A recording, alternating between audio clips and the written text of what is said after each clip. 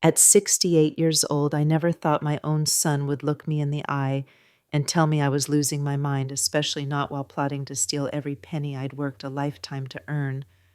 But when I found those guardianship papers hidden in his briefcase with my signature already forged at the bottom, I realized that sometimes the people who hurt you most are the ones you die for. This is my story of betrayal, manipulation, and the most expensive lesson I ever learned. Stay with me until the end.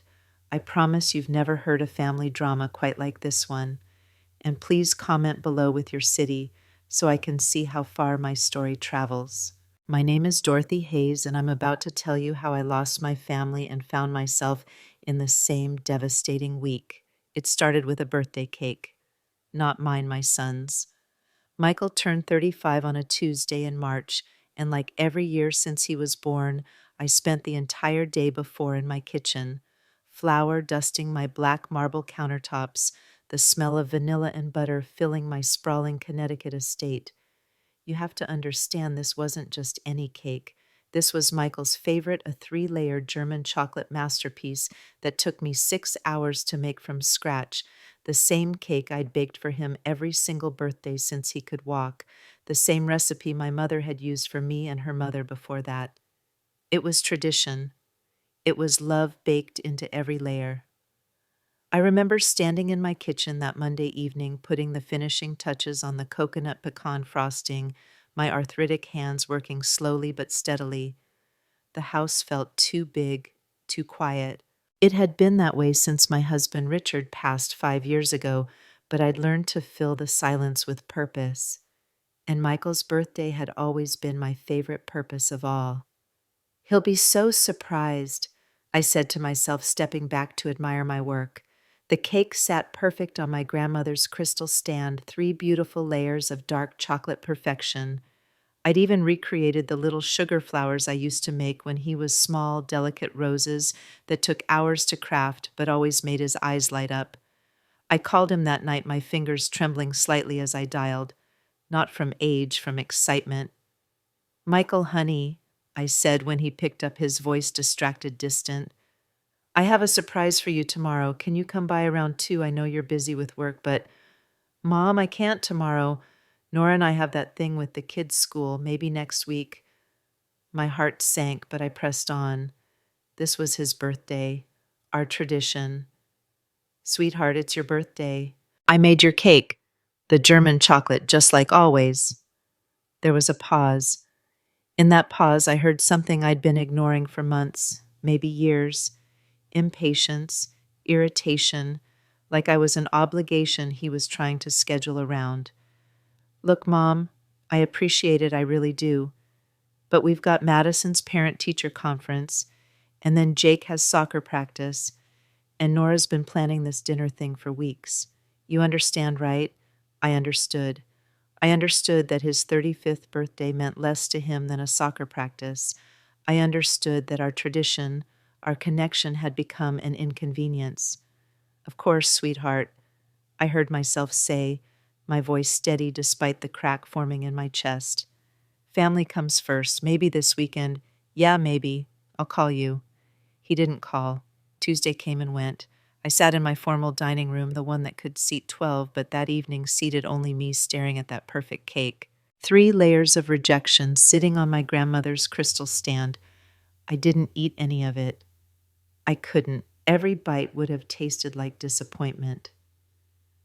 Wednesday I called again, straight to voicemail. Thursday the same. By Friday I was starting to worry. Had something happened? Was he sick? Were the grandchildren okay? Then came the text. Friday afternoon, 2:47 p.m. I remember the exact time because I was staring at my phone when it buzzed, hoping, praying it was my son finally reaching out. "Sorry about Tuesday. You should have reminded me." 10 words. 10 words that changed everything. "You should have reminded me." As if his own birthday was something I needed to put on his calendar, as if 34 years of tradition meant nothing, as if I was his secretary, not his mother. I sat in my sunroom phone, still in my hands, reading those words over and over. The afternoon light was streaming through the floor-to-ceiling windows, warming my face, but I felt cold. Bone-deep soul, deep cold. You should have reminded me. That's when something shifted inside me. Not broke, shifted, like a tectonic plate moving deep beneath the surface, changing the landscape forever. I thought about Richard then. My husband of 42 years, the man who'd built our real estate empire from nothing, who'd taught me that love without respect is just manipulation in disguise. Dorothy Tissa, he used to say, the moment you become someone's doormat is the moment you stop being someone they can respect. I'd been Michael's doormat for 35 years and I hadn't even realized it. Let me back up and tell you how we got here. How a son who once cried when I had to work late became a man who forgot his own mother existed. Michael grew up privileged, I won't lie about that. Richard and I built Hayes and Associates Real Estate from the ground up, starting with a single property in Hartford and growing it into a multi-million-dollar empire. By the time Michael was born, we were comfortable. By the time he was 10, we were wealthy. By the time he graduated high school, we were rich enough that money was never a concern. Maybe that was our first mistake. Michael was a beautiful child, thick, dark hair, Richard's strong jaw, my green eyes. He was smart, charming, athletic, everything parents dream of.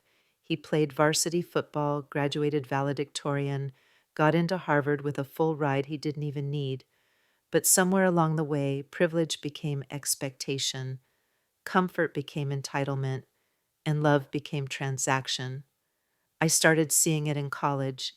The calls that only came when he needed money, the visits that coincided with requests for loans that never got repaid, the way his voice changed when he talked to me warmer, when he needed something cooler, when he didn't. Mom, I know you don't want me to struggle like you and Dad did. He'd say, that charming smile in his voice even over the phone. You guys built all this so the family would never have to worry about money, right? And he was right. That's exactly why Richard and I had worked 18-hour days, why we'd sacrifice vacations and evenings and weekends. We wanted our children, our child, just Michael, to have everything we'd never had. But we never taught him the value of earning it. After Harvard, Michael married Nora, a lovely girl from an even wealthier family. Old money, the kind that came with trust funds and summer houses, and the assumption that work was something other people did. Together, they were a beautiful couple. Perfect, really. The kind of couple that looked like they stepped out of a magazine. They had 2 children, Madison, now 12, and Jake, 9. Beautiful, smart kids who called me Grammy and gave me sticky kisses and drew me pictures that I kept pinned to my refrigerator like treasures. And I loved them. God, I loved them all so much it hurt. Which is why I said yes every time Michael asked for help.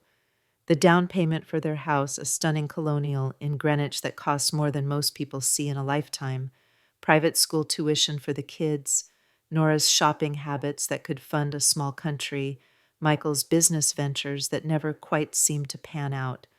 I wrote the checks, I wired the money, I opened the trust fund that was supposed to be for emergencies and let it become their monthly allowance.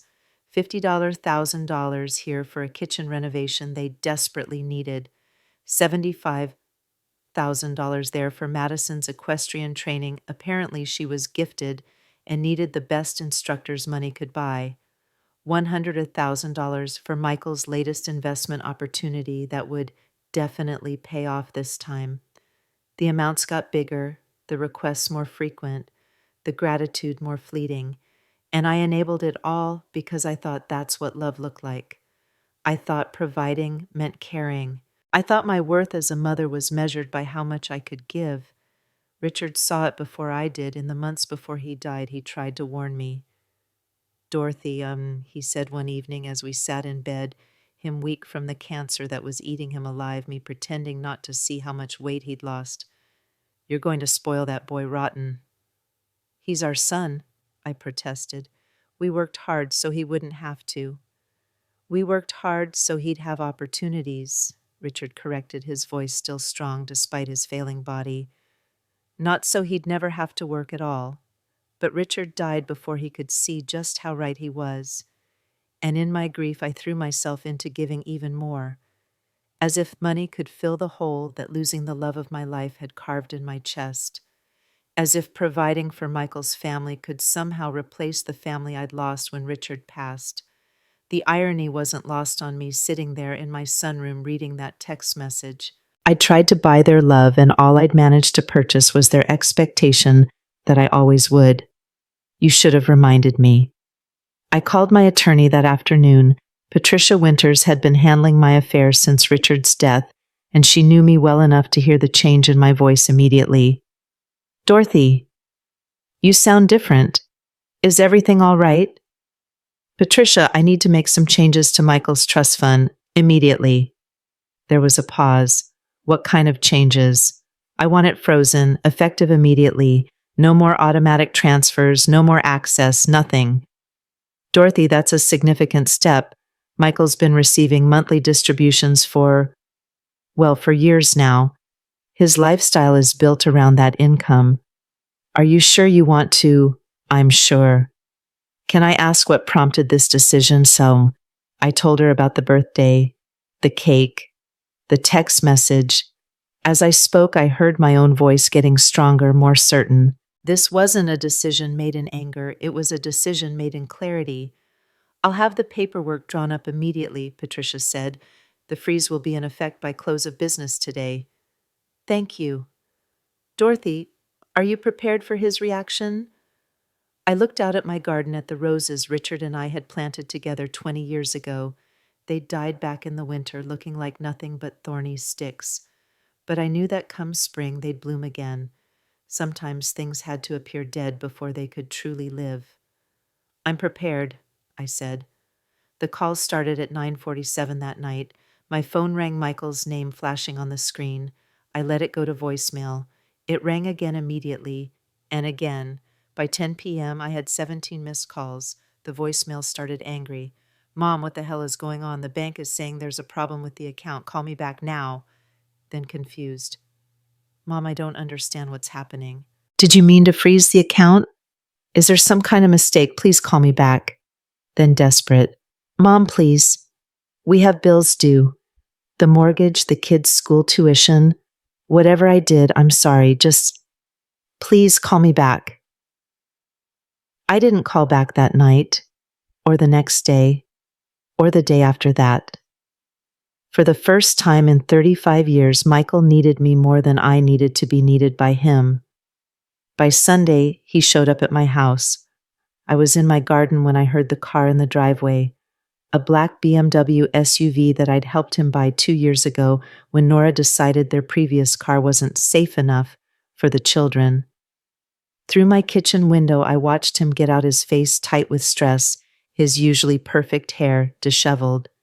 He rang the doorbell, then knocked, then rang again. Mom, I know you're home. Your car's in the driveway. We need to talk. I took my time walking to the front door. When I opened it, Michael looked like he hadn't slept in days. His expensive shirt was wrinkled, his jaw covered in stubble, his eyes bloodshot. Mom, thank God. What's going on? Why won't you return my calls? And why is the trust fund frozen? Did someone hack into the account? Should I call the police? He pushed past me into the foyer, pacing like a caged animal. This was my home, but he walked through it like he owned it, like everything in it, including me, belonged to him. Hello, Michael, I said calmly, closing the door behind him. How are you? How am I? His voice cracked with disbelief. Mom, we're in crisis mode here. The mortgage payment bounced. Madison's school is threatening to drop her if we don't pay tuition by tomorrow. Nora's parents are asking questions about our finances that I can't answer. And you want to know how I am. I walked past him into the living room, settling into my favorite armchair, the one Richard used to tease me about because it was too big for my small frame, but perfectly positioned to catch the morning light. Sit down, Michael. I don't want to sit down. I want to know what's wrong with the account. Nothing's wrong with it. I closed it. The words hung in the air between us like smoke. Michael stared at me, his mouth slightly open, processing what I'd said. What? I closed your access to the trust fund permanently. But But why? What did I do? And there it was, the question that broke my heart all over again. What did I do, as if he genuinely had no idea? As if 35 years of taking me for granted had been so unconscious he couldn't even see it. You forgot my birthday, I said simply. Michael's face went through a series of expressions: confusion, disbelief, then anger. Are you kidding me? You're punishing me financially because I missed your birthday? Mom, that's insane. That's emotional blackmail. No, Michael. Emotional blackmail is what you've been doing to me for years, making me feel like my worth as a mother was measured by how much money I could provide. This is me setting a boundary. A boundary. He laughed, but there was no humor in it. A boundary is having a conversation. This is nuclear war. Is it? Or is this the first time in 35 years that I've required you to treat me with basic respect? I respect you, Wa. Do you? When was the last time you called me just to see how I was doing? Not because you needed money, not because you had a request, just because you wanted to talk to your mother. Michael opened his mouth and closed it. The silence stretched between us. I'm busy, Mom. I have a family, a career, responsibilities. You know I love you. Do I? Because love isn't just a feeling, Michael. It's a behavior. It's showing up. It's remembering what matters to the people who matter to you. So because I forgot your birthday, you're cutting me off completely. Do you know what this is going to do to us? To your grandchildren? And there it was, the manipulation I'd been blind to for so long. The way he weaponized my love for Madison and Jake, using them as shields for his own behavior. My grandchildren will be fine. You, on the other hand, are going to have to figure out how to support your family without my money. Support my family, Mom. I make good money, but not enough to maintain our lifestyle. The house, the schools, Then maybe it's time to reevaluate your lifestyle. Michael stared at me like I'd grown a second head. You want us to downsize, to take Madison out of private school, to disrupt Jake's soccer program. These are your grandchildren we're talking about. These are your children, Michael. Your responsibility. I raised you. My job is done. Your job is never done. You're a mother that doesn't have an expiration date. He was right about that. Being a mother was a lifetime commitment. But somewhere along the way, I'd confused being a mother with being an ATM. You're right, I said. Being a mother is forever, which is why I'm going to start acting like one. What does that mean? It means I'm going to stop enabling you to be a child. It means I'm going to let you figure out how to be a grown man. It means I love you too much to keep rescuing you from the consequences of your choices. Michael's face went red. This is ridiculous. You're punishing me for missing one birthday, one day out of 35 years. No, Michael. This isn't about one birthday. This is about 35 years of you taking me for granted. It's about the fact that you only call when you need money. It's about the way you've turned our relationship into a transaction. It's about the text message you sent me after missing the birthday I'd been planning for weeks. You should have reminded me. He had the grace to look embarrassed about that at least. I was stressed. I didn't mean it the way it sounded. How did you mean it? I meant that I have a lot going on and sometimes I need help remembering things. Your mother's birthday isn't something you should need help remembering, Michael. It's something you should want to remember. We stared at each other across my living room. This room, where I'd nursed him as a baby, where he'd taken his first steps, where Richard had taught him to throw a baseball when he was 5 years old. All that history, all that love, and somehow we'd ended up here, strangers living in the ruins of what used to be a family. So what now? Michael asked, his voice smaller, defeated. You're just going to cut us off completely, never help us again. I'm going to love you differently, I said. I'm going to love you in a way that requires you to love me back. I do love you back. No, Michael, you love what I provide. There's a difference. He left that afternoon without saying goodbye.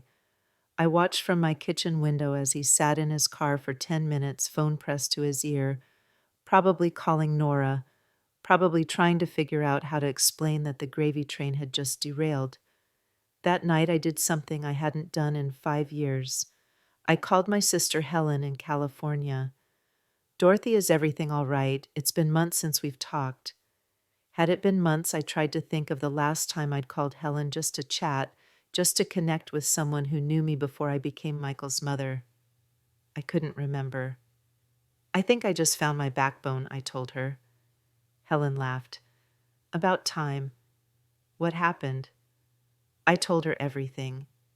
The birthday cake, the text message, the frozen trust fund, Michael's visit. Helen listened without interrupting, making small sounds of understanding and support. Oh, honey, she said when I finished. I've been waiting years for you to see what was happening. You could have said something. Would you have listened? She was right. I wouldn't have. Sometimes we have to arrive at truth on our own schedule in our own way. What are you going to do now? Helen asked. I don't know, I admitted. But for the first time in years, I feel like myself again. Not Michael's mother, not Richard's widow, just Dorothy. Good. It's about time Dorothy showed back up. I missed her. That conversation with Helen was a gift I didn't know I needed. For 45 minutes, I talked to someone who loved me for who I was, not what I could provide. Someone who wanted nothing from me except my voice on the other end of the line. After I hung up, I made myself a cup of tea and sat in Richard's study. This room had always been his sanctuary, floor-to-ceiling bookshelves, a massive oak desk, windows overlooking the garden we'd tended together. I'd barely been in here since he died, but that night I needed to feel close to him. I pulled out the photo album we'd made for our 40th anniversary. Page after page of memories, our wedding day. Michael's birth family, vacations, birthday parties, graduations. In every photo, Richard and I looked at each other like we couldn't believe our luck, like we'd won the lottery just by finding each other. I paused at a picture of Michael's 18th birthday party. He was grinning at the camera, his arm around both of us, frosting from his birthday cake smeared on his cheek. I remembered that day so clearly, how proud we were, how excited about his future, how certain that we'd done everything right. Looking at that picture now, I could see something I'd missed then. Even at 18, even in that moment of celebration, Michael's smile was directed at the camera, not at us. He was performing happiness, not feeling it. When had we stopped being enough for him? When had our love stopped being sufficient, requiring the supplement of money to make it worthwhile? Or maybe the better question was, when had we taught him that love and money were the same thing? I closed the album and went to bed, but sleep didn't come easily. Instead, I lay in the darkness thinking about the difference between loving someone and enabling them, about the difference between supporting someone and becoming their crutch. Richard would have been proud of me today, I thought. He always said that the hardest part of loving someone was knowing when to stop protecting them from themselves. The flowers arrived the next morning. 3 dozen white roses, my favorites, with a card in Michael's handwriting. Mom, I'm sorry. I love you. Please call me. They were beautiful, professional, expensive, everything Michael thought would fix this. I put them in water and set them on my kitchen table, but I didn't call. Tuesday brought a fruit basket. Wednesday, a jewelry box with diamond earrings inside. Thursday, another floral arrangement, this one even bigger than the first. It was like watching someone try to put out a fire by throwing money at it. Michael still didn't understand that this wasn't about the birthday itself. It was about what the birthday represented, a pattern of behavior 35 years in the making. Friday afternoon, Nora called. Dorothy, hi, it's me. Look, I know you and Michael are going through something right now, but this is affecting the whole family. The kids keep asking why Grammy is mad at Daddy, and I don't know what to tell them. Nora's voice had always been perfectly modulated, like she'd gone to finishing school to learn exactly the right tone for every occasion. Today she sounded stressed, and I could hear that stress bleeding through her usually perfect composure. Hello, Nora. The children can call me anytime they want. This has nothing to do with them. But it does, doesn't it? If you're cutting off Michael's support, that affects all of us. The kids' schools, their activities, our ability to maintain the lifestyle they're used to. There it was again. The assumption that my money was their money, that my generosity was their right. Nora Michael is a grown man with a Harvard MBA. I'm sure he can figure out how to support his family. But Dorothy, you know his job doesn't cover our expenses. We've built our lives around the understanding that family money would always be available. It's not fair to change the rules suddenly. Fair? The word came out sharper than I'd intended. Let me tell you what's not fair, Nora. What's not fair is that my son forgot my birthday and couldn't even be bothered to apologize properly. What's not fair is that the only time any of you call me is when you need something. What's not fair is that I've spent 35 years thinking I was building a relationship with my family, only to discover I was just funding your lifestyle. There was silence on the other end of the line. I didn't realize you felt that way, Nora said finally, because none of you bothered to ask how I felt. You just assumed I was happy to write check after check year after year with no acknowledgement, no gratitude, no genuine relationship beyond what my bank account could provide. That's not true, Dorothy. We love you. Do you? Or do you love what I provide? It was the same question I'd asked Michael, and Nora's response was just as telling. She didn't immediately protest that of course they loved me for me. Instead, there was another long pause while she processed what I was really saying. I think maybe we should all sit down and talk this through, she said finally. As a family. I'd like that, I said, surprising myself, but it needs to be a real conversation, not a negotiation about money. I need to know that you want a relationship with me that exists independent of my bank account. Of course we do, but her voice wasn't quite as convincing as it should have been. That weekend, I did something I hadn't done in years. I drove myself to the farmer's market, bought fresh flowers and vegetables, and spent the day cooking, not because someone was coming to visit, but because I wanted to. I made soup, a recipe my mother had taught me, and ate it in my sunroom while reading a book I'd been meaning to get to for months. It was peaceful, quiet, the kind of Saturday I'd forgotten I could enjoy.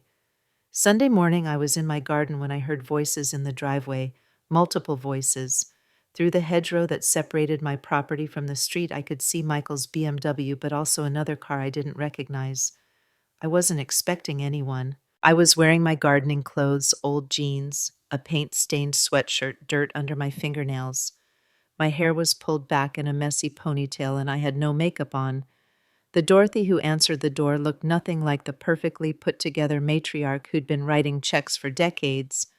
Michael was there looking more composed than he had the week before. Nora stood beside him, elegantly dressed even for a Sunday morning visit, her blonde hair perfectly styled, her makeup flawless. And there were my grandchildren, Madison and Jake, both looking confused and slightly scared. But there was someone else, a man I didn't recognize, older, wearing an expensive suit despite it being the weekend. He carried a briefcase and had the kind of authoritative presence that made me immediately wary. "Mom," Michael said, "we need to talk." "Of course. Come in." I stepped aside to let them enter, but my eyes kept returning to the stranger. Who was he? Why was he here, and why did I suddenly feel like I was being ambushed in my own home? "Kids, why don't you go upstairs to the playroom?" Nora suggested. "The grown-ups need to have a conversation." Madison and Jake looked at each other, then at me. Jake stepped forward and hugged me around the waist. "Grammy, are you really mad at Daddy?" he asked, his voice small and worried. My heart broke a little. These children didn't deserve to be caught in the middle of whatever this had become. "I'm not mad, sweetheart," I told him, kissing the top of his head. "Sometimes grown-ups need to work things out, that's all. Why don't you go upstairs like Mommy suggested? I think there might be some new coloring books up there." After the children disappeared upstairs, we settled in the living room. The stranger took out a legal pad and pen, which made my stomach clench with anxiety. "Mom," Michael began, "I want you to meet Dr. Harrison. He's a psychiatrist, and we asked him to come here today because we're worried about you." The words hit me like a physical blow. They'd brought a psychiatrist to my house to evaluate me, to determine if I was mentally competent. I I said, my voice carefully neutral. And what exactly has prompted this concern? Dr. Harrison leaned forward, his manner professional but kind. Mrs. Hayes, your family has expressed some concerns about recent changes in your behavior, sudden financial decisions, isolation from family members, what they describe as uncharacteristic hostility. Uncharacteristic hostility, I repeated slowly. Is that what we're calling setting boundaries now? Mom, Nora interjected, you have to admit this is all very sudden, cutting off Michael's access to funds without warning, refusing to take our calls, acting. She paused, choosing her words carefully. Different than you have in the past. I looked around my living room at these people, my family, the psychiatrist they'd brought to evaluate my mental state, and realized I was seeing the situation with perfect clarity for the first time. This wasn't an intervention born of love or concern. This was a strategic maneuver. They'd brought a medical professional to document my erratic behavior, to create a paper trail that could later be used to declare me mentally incompetent. If I was incompetent, they could take control of my finances. All of them. The betrayal was so complete, so calculated, that I felt strangely calm. Like the eye of a hurricane, everything was chaos around me, but in the center, I had perfect clarity. Dr. Harrison, I said, I appreciate you taking the time to come here today, but I think there's been a misunderstanding. I'm not having a psychiatric crisis. I'm having a parental awakening. Can you elaborate on that? He asked, pen poised over his legal pad. Certainly. For 35 years, I enabled my son's dependence on me by providing financial support without requiring accountability or respect in return. Last week, I realized that this dynamic was unhealthy for both of us, so I changed it. The fact that this change has caused distress for my family doesn't indicate mental illness on my part. It indicates how deeply unhealthy our previous dynamic was. Michael shifted uncomfortably in his chair. Mom, it's not that simple. You don't understand the financial pressures we're under. I understand them perfectly. What I don't understand is why you think those pressures are my responsibility to solve. Because your family. The words burst out of Michael with more emotion than I'd heard from him in years. Family helps family. That's what you and Dad always taught me. Your father and I helped you get started in life. We paid for your education. We supported you while you found your footing. We celebrated your successes and comforted you through your failures. But we never intended to support you indefinitely. But you have the money, Nora said, and we're family. Isn't sharing resources what families do? I looked at her, this woman who'd married into my family, who'd benefited from my generosity for over a decade, who was now sitting in my living room with a psychiatrist trying to have me declared mentally unfit. Nora, I said quietly, do you know when my birthday is? She blinked, caught off guard by the question. Of course I do. She paused, looked at Michael for help. It's in the fall, isn't it? It's September 18th. It was last week, the week all of this started. The silence in the room was deafening. Dr. Harrison made a note on his pad. Mrs. Hayes, can you tell me about your decision-making process regarding the financial changes you made? Absolutely. I consulted with my attorney, Patricia Winters, who has handled my affairs for 5 years and who can attest to my mental competency. I made the decision deliberately and with full understanding of the consequences. I'm not acting impulsively or irrationally. I'm responding appropriately to a situation that had become untenable. And what situation is that?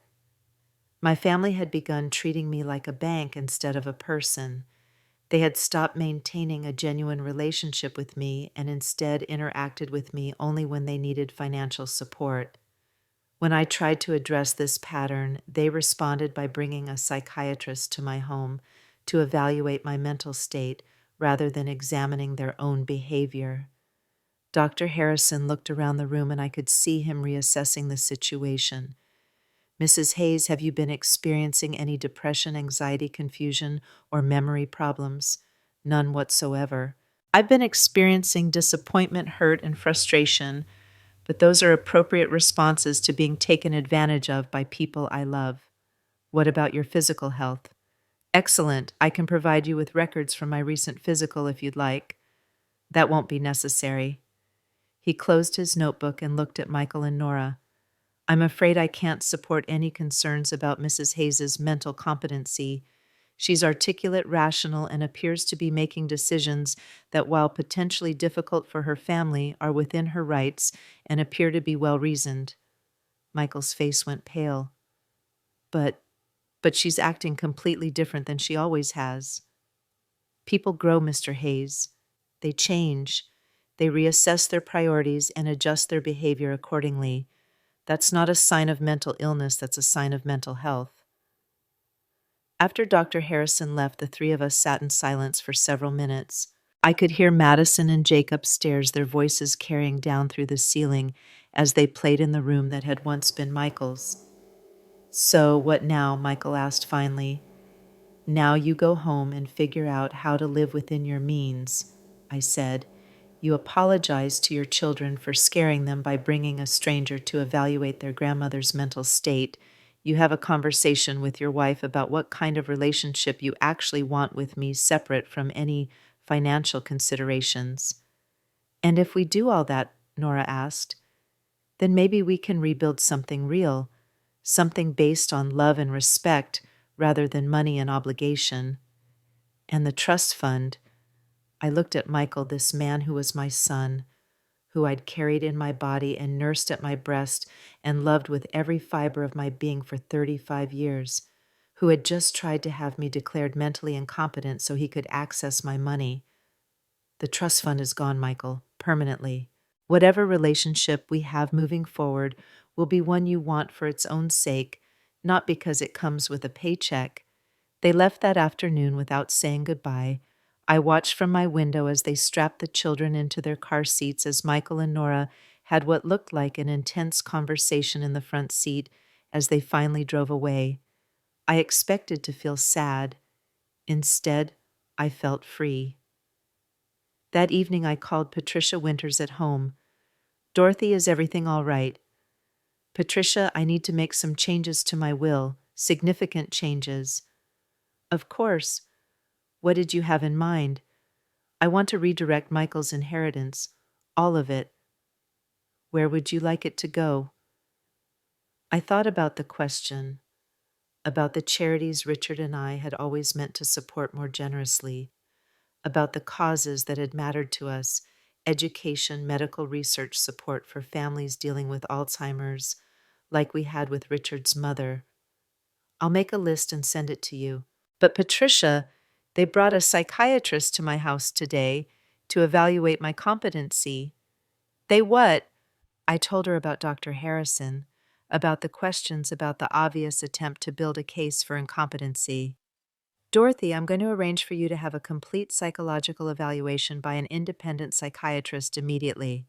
Not because I think you need one, but because we need documentation that you're of sound mind when making these changes. If they're willing to go this far, we need to be prepared for them to contest your will. Do you think they would? I think people do desperate things when large amounts of money are involved. How much are we talking about redirecting? I thought about the number, the full scope of what Michael stood to inherit when I died, $47 million. There was a long pause. Dorothy, you need to understand that's life-changing money, the kind of money that makes people do things they never thought they'd do. If you're serious about this, we need to make sure you're legally protected. I'm serious, Patricia, more serious than I've ever been about anything. As I hung up the phone, I realized this was just the beginning. Michael and Nora had shown me exactly who they were when they thought my mental competency was standing between them and my money. I was about to show them exactly who I was when I stopped letting money stand between me and my self-respect. The game had changed, and for the first time in 35 years, I was playing to win. The next morning brought a reality I hadn't anticipated. As I sat in my kitchen with my coffee watching the sunrise paint my garden in shades of gold, I realized that cutting off Michael's money was only the first move in what had become a much larger game. My phone buzzed with a text from an unknown number. Mrs. Hayes, this is Jennifer Walsh from Greenwich Academy. We need to discuss Madison's tuition situation. Please call at your earliest convenience. So it had begun. The dominoes were falling exactly as I'd expected them to. Within hours, I received similar messages from Jake's soccer coach, Madison's writing instructor, and what appeared to be half the service providers in Greenwich County. Michael and Nora hadn't just built their lifestyle around my money, they'd built their entire social standing on it. I was pouring my second cup of coffee when Patricia called. Dorothy, I've arranged for Dr. Elizabeth Chen to evaluate you this afternoon. She's one of the most respected geriatric psychiatrists in the state, and her word carries significant weight in competency hearings. Competency hearings. I did some research last night. Dr. Harrison, the psychiatrist your family brought yesterday, has testified in 17 guardianship cases in the past 3 years. 16 of those resulted in adult children gaining financial control over their parents' estates. The words hit me like ice water. You're saying this wasn't their first attempt. I'm saying they came prepared. Dr. Harrison isn't just any psychiatrist. He's someone who specializes in these exact situations, someone who knows exactly what questions to ask and what answers to document. I set my coffee cup down with shaking hands. The betrayal was even deeper than I'd realized. This wasn't a spontaneous reaction to my cutting off their money. This was premeditated. How long do you think they'd been planning this? I asked. Based on what you've told me about their financial dependence, probably months, maybe longer. Dorothy, I need to ask you something, and I need you to be completely honest. Have there been any other incidents recently, anything they could point to as evidence of diminished capacity? I thought back over the past few months. Had I forgotten appointments, made unusual purchases, said things that could be taken out of context? I've been more withdrawn since Richard died, Bao, I said slowly, less social. I stopped hosting the holiday parties, stopped going to the country club functions. I preferred staying home, keeping to myself. That's normal grief behavior, not dementia. Anything else? I've been forgetful about small things, where I put my keys, whether I locked the front door. But Patricia, I'm 68 years old. Everyone my age deals with those things. Of course, but in the context of a competency hearing, normal aging can be made to sound sinister. We need Dr. Chen's evaluation to be absolutely bulletproof. After I hung up with Patricia, I sat in my kitchen trying to process what I'd learned. My son hadn't just brought a psychiatrist to my house out of concern. He'd brought someone who made a living helping adult children take control of their parents' money. The phone rang again. This time it was Helen. Dorothy, I've been thinking about our conversation all week. How are you holding up? Helen, they brought a psychiatrist to the house yesterday to evaluate my mental state. There was a long pause. They what? I told her. Everything Dr. Harrison, his specialization in guardianship cases, Patricia's concerns about a competency hearing. Jesus Christ, Dorothy, your own son. I keep trying to understand how we got here, I said. When did Michael become someone who would try to have his own mother declared incompetent? When $47 million was at stake, Helen said bluntly. Dorothy, you need to understand something. This isn't about you being a bad mother or him being ungrateful. This is about money, pure and simple. That kind of wealth makes people into different versions of themselves. But he's my son. He's also someone who's never had to work for anything in his life. Someone who's been handed everything on a silver platter and told it's his birthright. You and Richard created a monster, honey. Not intentionally, but you did. The words stung because they were true. We had created this situation. Every check we'd written, every crisis we'd solved, every consequence we'd cushioned had led us here. So what do I do now? You fight back. And Dorothy, you fight to win. That afternoon, Dr. Chen arrived at my house. She was younger than I'd expected, probably in her 40s, with kind eyes and a no-nonsense demeanor that immediately put me at ease. "Mrs. Hayes, I understand you're dealing with some family difficulties." That's one way to put it. We spent 2 hours together. She asked about my daily routines, my financial management, my understanding of current events, my relationships. She had me perform cognitive tests, remembering word lists, drawing clocks, solving simple math problems. She reviewed my medical records and asked detailed questions about my medications, my sleep patterns, my appetite. "Mrs. Hayes," she said as we finished, "I want to be very clear about something. There is absolutely nothing in your presentation, your cognitive testing, or your medical history that suggests any form of dementia or diminished mental capacity. You are dealing with a family crisis, which is stressful, but you're handling it with remarkable clarity and insight. So if this goes to court, I will testify that you are fully competent to make your own financial and personal decisions. More than that, I'll testify that your recent changes in behavior suggest improved judgment, not impaired judgment." After Dr. Chen left, I called Patricia. "The evaluation went well," I told her. "She said she'd testify on my behalf if needed." "Good. Because, Dorothy, I think you need to prepare yourself for the possibility that this will go to court. I've been doing more research on Michael and Nora's finances, and the situation is worse than I thought." "How much worse?" "They're leveraged to the hilt. The house, the cars, the country club membership, the kids' school tuition, it's all financed based on the assumption of continued income from your trust fund. Without that money, they're looking at bankruptcy within 6 months." I felt a stab of something that might have been guilt, but I pushed it away. Their financial irresponsibility wasn't my fault, and it certainly wasn't my responsibility to fix. "Patricia, I want to accelerate the changes to my will. How quickly can we get that done? With Dr. Chen's evaluation, we can have new documents drawn up within a week. But Dorothy, once you sign those papers, there's no going back." "Are you sure about this?"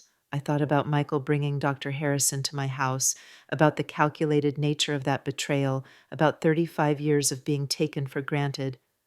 I've never been more sure of anything in my life. That evening, I did something I hadn't done since Richard died. I opened a bottle of wine, a 1998 Bordeaux we'd been saving for a special occasion that never came, and I made myself a real dinner. Not the sad microwave meals I'd been living on, but a proper meal with multiple courses and cloth napkins and candles. As I sat in my dining room, the room that had hosted so many family dinners over the years, I realized I was saying goodbye. Not to Michael, I still hoped we could rebuild something real between us, but goodbye to the woman I'd been for 35 years.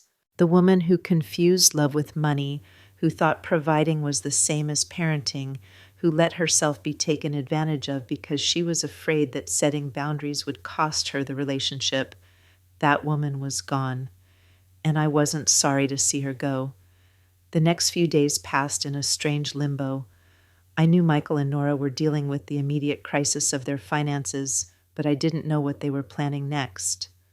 I half expected angry phone calls, desperate visits, maybe even threats. Instead, there was silence. It was Madison who broke that silence. I was in my garden on Thursday afternoon when I heard a small voice call out, "Grammy." I looked up to see my granddaughter standing at the edge of my property, still in her school uniform, her backpack slung over one shoulder. She looked small and lost and heartbreakingly young.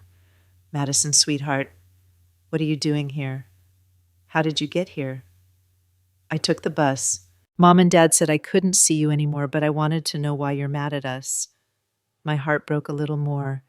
This child, this innocent, sweet child, was paying the price for her parents' greed and my decision to finally stand up for myself.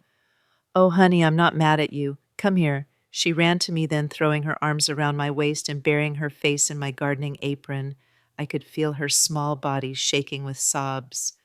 "Everyone's fighting all the time now," she said, her words muffled against my shirt. "Daddy yells at Mommy, and Mommy cries in her room, and they both say it's because you don't love us anymore." "That's not true, Madison. I love you more than anything in this world." Then why won't you help us? How do you explain to a 12-year-old that love sometimes means saying no, that helping someone can actually hurt them, that her parents had turned our relationship into a business transaction? Sweetheart, sometimes adults make mistakes, big mistakes that hurt the people they love. Your parents and I need to work some things out, but that has nothing to do with how much I love you and Jake. Are you going to make us move? The question caught me off guard. What do you mean, Po? Mommy was on the phone with someone about selling the house. She said we might have to move somewhere smaller and I'd have to change schools and I can't be on the writing team anymore. I closed my eyes, feeling the weight of the consequences rippling out from my decision. These children were innocent victims in a war between their parents and me. Madison listened to me very carefully. Whatever happens between the grown-ups, you and Jake will always be my grandchildren. I will always love you, and I will always be here for you if you need me. But some things in your life might change, and that's not because of anything you did wrong. Can't you just give Daddy the money back? Then everything would go back to normal. Normal. A 12-year-old's word for the dysfunction we'd all been living in for so long. Sometimes normal isn't healthy, sweetheart. Sometimes we need to find a new way to be a family. Madison pulled back and looked at me with eyes that were too old for her face. Do you hate my daddy? No, honey, I don't hate him. I love him so much that I'm trying to help him learn to be the man I know he can be. By taking away his money, by letting him prove he doesn't need my money to be a good father and husband. Madison stayed for an hour. We made cookies together, and she told me about school, about her friends, about the book she was reading. For those precious 60 minutes, we were just grandmother and granddaughter again, no money or conflict or adult complications between us. When it was time for her to go home, I walked her to the bus stop. Grammy, she said as we waited for the bus, will you still make my birthday cake next month? If your parents will let me. What if they won't? I knelt down so we were eye to eye. Then I'll make it anyway, and I'll eat it while thinking about you, and I'll save you a piece for when we can be together again. After Madison left, I called Patricia. I want to add something to my will, I told her. What kind of additions?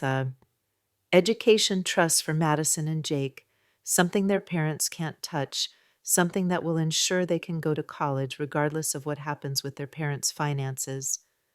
That's very generous, Dorothy. They're innocent in all this. Whatever happens between Michael and me, those children shouldn't suffer for it. How much are you thinking? Enough for undergraduate and graduate degrees at any school they choose, plus living expenses. I want them to have opportunities even if their parents lose everything. I'll draw up the paperwork. Dorothy, this is going to make the total amount you're redirecting from Michael's inheritance even larger. Good. Maybe it will finally teach him that actions have consequences. But even as I said it, I wondered if I was doing the right thing. Madison's tears, her confusion, her innocent question about whether I hated her father, it all weighed on me. That night I couldn't sleep. I kept thinking about 12-year-old Madison taking the bus across town because she needed to understand why her family was falling apart. I kept thinking about 9-year-old Jake, who probably didn't understand any of this but knew that something was terribly wrong. At 2 in the morning, I got up and went to my kitchen thinking I'd make some tea and maybe read for a while. That's when I saw the car in my driveway, Michael's BMW parked behind my car, blocking me in. I turned on the porch light and peered out the window. Michael was sitting in the driver's seat, his head back against the headrest, apparently asleep. How long had he been there? I put on my robe and slippers and went outside. I tapped on his window and he jolted awake, disoriented and clearly exhausted. When he saw me, his face crumpled with something that looked like relief mixed with despair. Mom, he said, rolling down the window. I'm sorry. I didn't mean to scare you. I didn't know where else to go. How long have you been out here? Since about midnight. I've been sitting here trying to figure out how to fix this. He looked terrible. His expensive clothes were wrinkled, his hair was disheveled, and there were dark circles under his eyes that spoke of sleepless nights and constant stress. Come inside, I said. We need to talk. We sat at my kitchen table, the same table where we'd done his homework when he was little, where we'd celebrated good report cards and talked through disappointments. The same table where just a few days ago I'd received the flowers he'd sent as an apology. Madison came to see me today, Batola, I said. Michael's head shot up. What? When? How did she? He stopped, running his hands through his hair. She took the bus, didn't she? God, I've been so distracted I didn't even notice she was gone until Nora called from her office, panicking. She wanted to know why I was mad at her family. She wanted to know if I hated you. What did you tell her? I told her the truth, that I love her and Jake more than life itself, and that I love you too. But that love sometimes means making difficult choices. Michael stared down at his hands. Mom, I'm drowning. Financially, emotionally, I'm completely drowning. Tell me. And he did. For the next hour, my son laid bare the full extent of the disaster his life had become. The credit cards maxed out, the second mortgage on the house, the loans against his 401k, the money borrowed from Nora's parents that they couldn't repay, the lifestyle that had spiraled completely out of control. I know what you're thinking, he said when he finished, that this is all my fault, that I'm a spoiled brat who never learned the value of money. Is that what I'm thinking? Isn't it? I looked at my son, really looked at him and saw something I'd been missing. Yes, there was entitlement there. Yes, there was the expectation that I would always bail him out. But underneath all of that, there was something else. Shame. Michael, when did you start feeling like you weren't enough?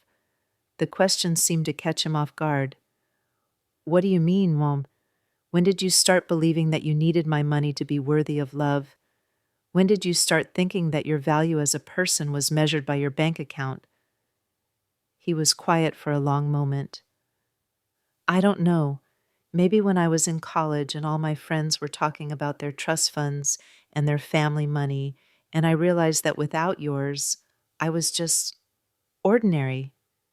And being ordinary scared you, Tit. Being ordinary meant disappointing you. You and Dad worked so hard to build something special, something bigger than ordinary. I felt like I owed it to you to be special too. The irony was heartbreaking. Michael had spent his entire adult life trying to live up to what he thought were our expectations, never realizing that our expectations were much simpler. We just wanted him to be happy and decent and self-sufficient. Michael, you were never ordinary. You were our miracle, our gift. You didn't need to be wealthy or successful or impressive. You just needed to be you. But I'm not successful, am I? Not really. My job barely covers half our expenses. Without your money, I'm a failure. No, honey. With my money, you never had the chance to succeed. I took that away from you by always rescuing you from the consequences of your choices. We sat in silence for a while, both of us processing the weight of what had been said. So what happens now? He asked finally. Now you figure out how to live within your means. You downsize your lifestyle. You have honest conversations with your children about money and values. You rebuild your marriage on something more solid than shared financial irresponsibility. And if I do all that, if I prove that I can be the man you want me to be, I reached across the table and took his hand. Michael, I don't want you to be anyone other than who you are, but I do want you to be the best version of yourself. And the best version of yourself isn't the man who brought a psychiatrist to his mother's house to have her declared incompetent. He flinched. You know about that. I know that Dr. Harrison specializes in guardianship cases. I know that this wasn't a spur-of-the-moment decision born out of concern for my well-being. I know that you came prepared to have me declared mentally unfit so you could take control of my money. Mom, Don't. Don't try to justify it or explain it away. Own it. You tried to steal from me, Michael, your own mother. Own that and then figure out how you're going to live with it. The words hung in the air between us like a toxic cloud, but they needed to be said. We couldn't move forward until we acknowledged exactly what had happened. "I'm sorry," he said, and for the first time since this all began, I heard genuine remorse in his voice. "I'm so fucking sorry, Mom. I don't know how I became the kind of person who would do that to you. You became that person because you never had to face the consequences of your choices. Because every time you made a financial mistake, I fixed it. Because every time you overspent, I covered it. Because I enabled you to believe that my money was your money. So this is your fault too. This is my fault too. But Michael, I'm done being your safety net. If you want a relationship with me going forward, it has to be because you want me in your life, not because you need my bank account. What about the kids? What about them? If we lose the house, if we have to move, if they have to change schools, then they'll learn that sometimes life is hard. They'll learn that their worth isn't measured by where they live or where they go to school. They'll learn lessons about resilience and adaptability that you never learned because I protected you from them. You're really not going to help us at all. I looked at my son, this man I'd raised and loved and enabled for 35 years, and I made a decision that felt like stepping off a cliff. I'm going to help you in the only way that matters. I'm going to let you figure out how to save yourself. Michael left that night without saying goodbye, but something had changed between us. For the first time in years, we'd had a real conversation, not a negotiation about money, not a manipulation wrapped in family obligation, but an honest dialogue about who we were and who we wanted to be. The next morning, I called my attorney. "Patricia, I want to accelerate everything. The will changes the trust fund documentation, all of it. How quickly can we make this legally bulletproof? Give me 48 hours. Dorothy, are you sure about this? Once these documents are signed and witnessed, there's no undoing them." "I'm sure. And Patricia, I want to add one more thing. I want to donate $10 million to the Alzheimer's Association immediately, not in my will, but now while I'm alive. That's a significant donation. Any particular reason?" I thought about Richard's mother, about the years she'd spent disappearing piece by piece, about the way Alzheimer's had stolen her memories and her dignity, and finally her life. I want to make sure that if anyone ever questions my mental competency in the future, there's a clear record of my values and priorities.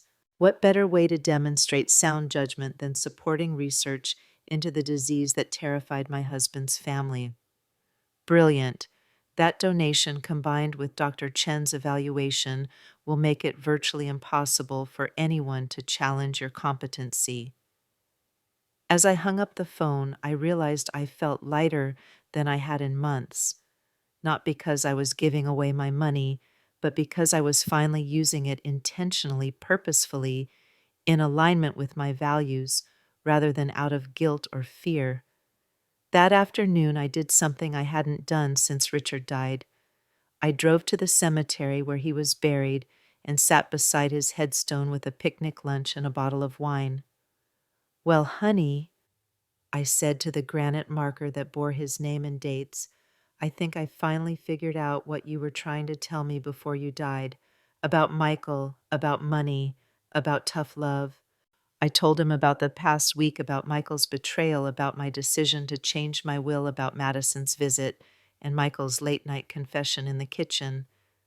"I think you'd be proud of me," I said. "I finally found my backbone. It only took losing my son to find it." A gentle breeze rustled the leaves on the oak tree that shaded Richard's grave, and for a moment I could almost imagine it was his way of saying he approved. When I got home that evening, there was a message on my answering machine, not from Michael or Nora, but from someone unexpected. "Mrs. Hayes, this is Jennifer Walsh from Greenwich Academy. I wanted to follow up on my earlier message about Madison's tuition. I spoke with your son today, and he's arranged for a payment plan that will keep Madison enrolled through the end of the school year. I wanted you to know that she's a delightful student, and we're committed to working with your family during this transition." So Michael was taking responsibility, at least for his daughter's education. It was a small step, but it was a step in the right direction. That night, as I prepared for bed, I found myself thinking about the conversation I'd had with Madison in the garden, about her innocent question about whether I could just give her daddy his money back so everything could go back to normal. Normal had been a lie we'd all been living, a comfortable, expensive lie that had prevented all of us from growing into who we were meant to be. What came next wouldn't be normal. It would be messy and difficult and probably painful for everyone involved, but it would be real. And after 35 years of living in a fantasy funded by guilt and fear, real felt like a gift. I turned off the lights and settled into bed, and for the first time in weeks, I fell asleep easily. Tomorrow would bring new challenges, new conversations, new opportunities for my family to prove who they really were when the money was gone. I was ready for all of it. I should have known that Michael's midnight confession in my kitchen was just the beginning, not the end. The real test of his character was still coming, and it arrived 2 weeks later in the form of a perfectly orchestrated family dinner that I almost didn't see coming. The invitation came from Nora, delivered in her most polished voice over the phone on a Tuesday morning. Dorothy, I know things have been strained between all of us, but we'd love to have you over for dinner this Sunday. The children miss you terribly, and I think it's time we all sat down together as a family. Something in her tone set off alarm bells in my head, but I pushed the feeling aside. Maybe they were genuinely ready to rebuild our relationship. Maybe Michael's late night honesty had been the breakthrough we needed. That sounds lovely, Nora. What can I bring, so? Just yourself, Dorothy. We want to take care of everything. Patricia had called me that same morning with news about the legal documents. Everything's ready for your signature, Dorothy. The will changes the charitable donations, the education trusts for Madison and Jake. Once you sign these papers, your estate will be completely restructured. How much time do we have? The documents expire if not signed within 30 days. But Dorothy, I have to ask one more time, are you absolutely certain about this? We're talking about redirecting $47 million away from your son. I'm certain, Patricia. Michael made his choice when he brought Dr. Harrison to my house. Now I'm making mine. I had planned to sign the documents on Friday, but Nora's dinner invitation made me pause. Maybe I should give them one more chance. Maybe Sunday's dinner would show me that my family was ready to change, ready to build something real between us. I was such a fool. Sunday arrived crisp and beautiful, one of those October days that makes Connecticut look like a postcard. I dressed carefully, not in the designer clothes I'd worn to countless family dinners over the years, but in a simple blue dress that Richard had always said brought out my eyes. I wanted to look like myself, not like the walking checkbook I'd been for so long. The house looked perfect when I arrived, as it always did. The colonial that my money had bought sat on 2 manicured acres, its windows gleaming, its gardens professionally maintained, its circular driveway lined with expensive cars that told the story of a lifestyle built on credit and expectations. Madison and Jake ran to greet me at the door, their faces bright with genuine joy that made my heart ache with love and worry in equal measure. Grammy, you came. Jake threw himself into my arms with the abandon of a 9-year-old who still believed that love was simple and uncomplicated. Of course I came, sweetheart. I missed you. Mommy made your favorite dessert, Madison said, taking my hand and leading me into the house. Apple pie with vanilla ice cream. The dining room table was set with the good china, the Waterford crystal, and Wedgwood dishes that had been wedding gifts from Nora's family. Candles flickered on the sideboard, and the smell of roast beef and fresh bread filled the air. It was a scene of domestic perfection, the kind of family dinner that magazines write articles about. But something felt wrong. The atmosphere was too controlled, too staged. Michael and Nora were playing their roles with the kind of focused intensity that suggested careful preparation. Mom, you look beautiful, Michael said, kissing my cheek as I entered the dining room. Thank you for coming. Thank you for inviting me. Nora emerged from the kitchen carrying a platter that looked like it belonged in a restaurant, her smile bright and carefully practiced. Dorothy, I hope you're hungry. I've been cooking all day. And we settled around the table, and for the first hour it felt like old times. The children chattered about school and friends and upcoming Halloween plans. Michael told stories about his work that actually sounded genuine. Nora played the perfect hostess, making sure everyone's glass was filled, that the conversation flowed smoothly, that every detail was exactly right. I began to relax. Maybe I'd been too harsh in my judgment.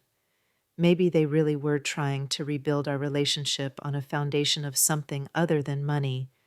Then came dessert, and with it the trap I'd walked into.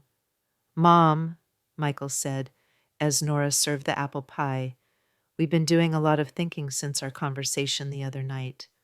"Oh, about money, about family, about what really matters." He glanced at Nora, who nodded encouragingly. "We realize we've made mistakes, big mistakes. We took advantage of your generosity, and we let money become more important than our relationship with you. We're sorry, Dorothy," Nora added, her eyes bright with what looked like genuine tears. "So very sorry. We want to make things right." I felt a flutter of hope in my chest. "I'm glad to hear that." "Which is why we've made some decisions," Michael continued. "Yep, we're downsizing. We're putting the house on the market next week." I blinked, surprised. "You're selling the house. We can't afford it without your support, and we've finally accepted that we need to live within our means," Nora said. "It's going to be hard on the children, but we think it's the right thing to do." Madison looked up from her pie, confusion clouding her face. "We're moving just to a smaller house, sweetheart," Michael said quickly. "Somewhere more reasonable for our family." "But what about my room? What about the tree house?" "You'll have a new room," Nora said, "and maybe we can build a new tree house." I watched this exchange with growing unease. Something about the way they were presenting this decision felt rehearsed, like lines they'd practiced before my arrival. "I think that's very mature of you both," I said carefully. "We're also making other changes," Michael continued. "We've canceled the country club membership. We're looking at public schools for the kids, and Nora's going back to work." "I'm excited about it, actually," Nora said. "I've been out of the workforce for so long, I'd forgotten how much I enjoyed having my own career."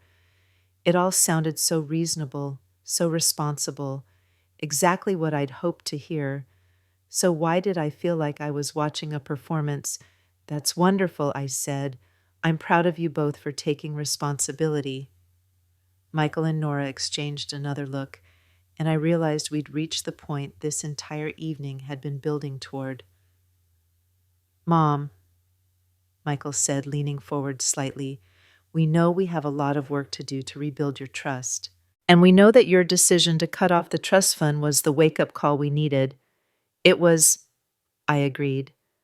"But here's the thing," Nora said, her voice taking on a slightly different quality. "Making all these changes, downsizing our lifestyle, starting over financially, it's going to take time.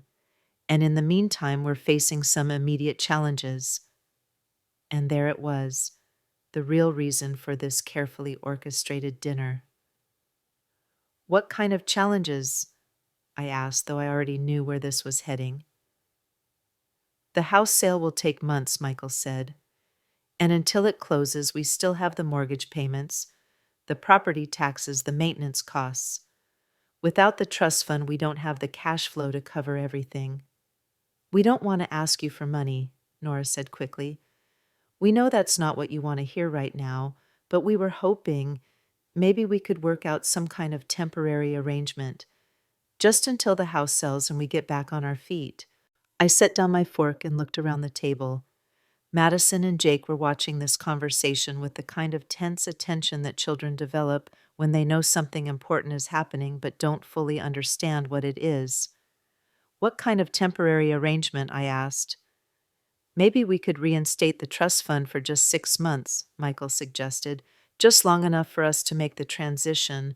We're not asking for more money, we're asking for time to adjust to having less." It was beautifully presented, reasonable, logical. They weren't asking me to go back to the old system permanently, just to give them a bridge to their new, more responsible life, and it was complete bullshit. "Michael," I said quietly, "are you actually planning to sell this house?" "Of course we are. We've already talked to a realtor." Which realtor? There was the slightest pause before Nora answered. Sandra Mitchell from Coldwell Banker. She's supposed to come do a market analysis next week. But you haven't signed a listing agreement? Not yet, but... And Nora, you said you're going back to work. Where... Another pause. I'm still exploring options. I want to make sure I find the right fit. So you don't actually have a job lined up? Well, no, but... And the public schools you mentioned for the children? Which ones have you visited them? Started the enrollment process. The silence that followed my questions was all the answer I needed. This entire evening, the perfect dinner, the heartfelt apologies, the responsible-sounding plans, it was all theater. A carefully scripted performance designed to manipulate me into turning the money back on. Mom, Michael said, his voice taking on a slightly defensive tone. We're still in the planning stages of all this. We wanted to talk to you first to make sure we were all on the same page before we made any irreversible decisions. You wanted to make sure I'd agree to fund your transition before you actually committed to making one. That's not fair, Nora protested. We're genuinely trying to change our lives here. Are you? Or are you trying to manipulate me into giving you 6 more months of my money while you figure out another angle? The mask was starting to slip now. I could see frustration creeping into both their faces, the careful composure beginning to crack under the pressure of my questions. Mom, we're trying to be responsible here, Michael said. We're trying to do what you want us to do. What I want you to do is take responsibility for your own lives without requiring my financial support to do it. But that's not realistic. The words burst out of Nora with more emotion than she'd shown all evening. Do you have any idea what it's like to go from having financial security to facing bankruptcy? Do you know what that does to a family? I know what it's like to work for everything you have, I said evenly. I know what it's like to build a life from nothing because that's what your father and I did. That was different, Michael said. You didn't have children depending on you when you were starting out. We had you depending on us, and somehow we managed to provide for you without asking anyone else to pay our bills. You didn't have the same pressures we have, Nora added, the same social obligations, the same expectations. I stared at her across the table, this woman who had married into my family and spent 12 years treating my money like her inheritance, and I felt something cold and final settle in my chest. What social obligations, Nora? What expectations?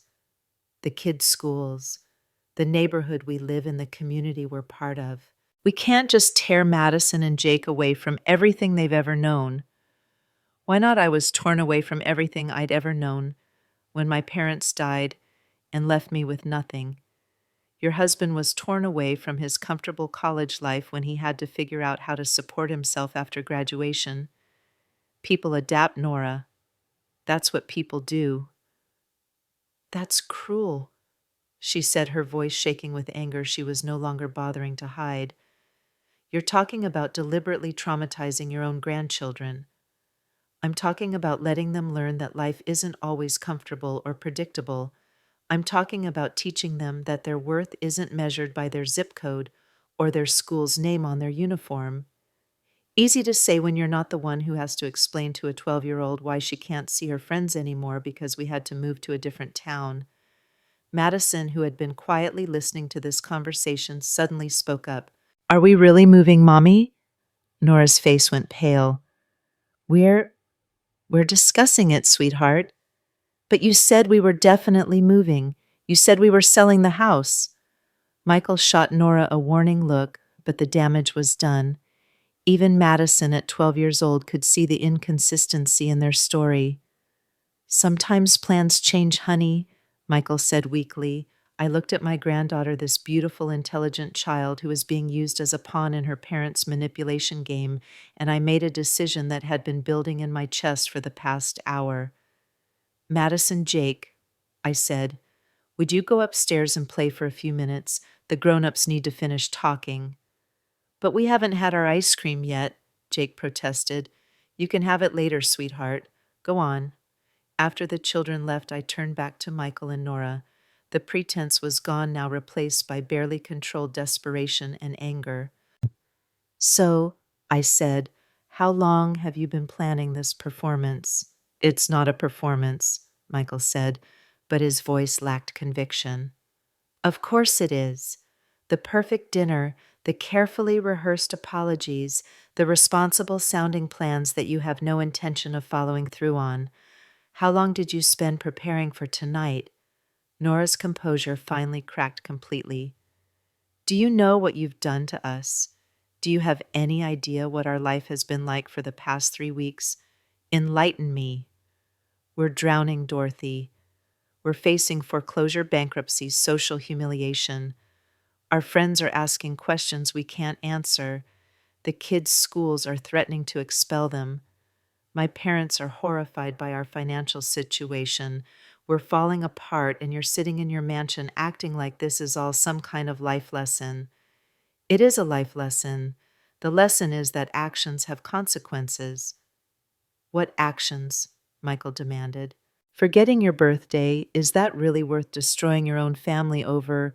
The action of bringing a psychiatrist to my house to have me declared mentally incompetent, the action of 35 years of taking me for granted, the action of treating me like a bank instead of your mother." "We never treated you like a bank." "Then why are we sitting here right now if this isn't about money, if you've really learned your lesson and want to rebuild our relationship? Why are you asking me to turn the trust fund back on?" The question hung in the air like smoke. Neither of them had an answer because we all knew what the answer was. "Because," Nora said finally, "because we need help." "And there's nothing wrong with needing help," I said.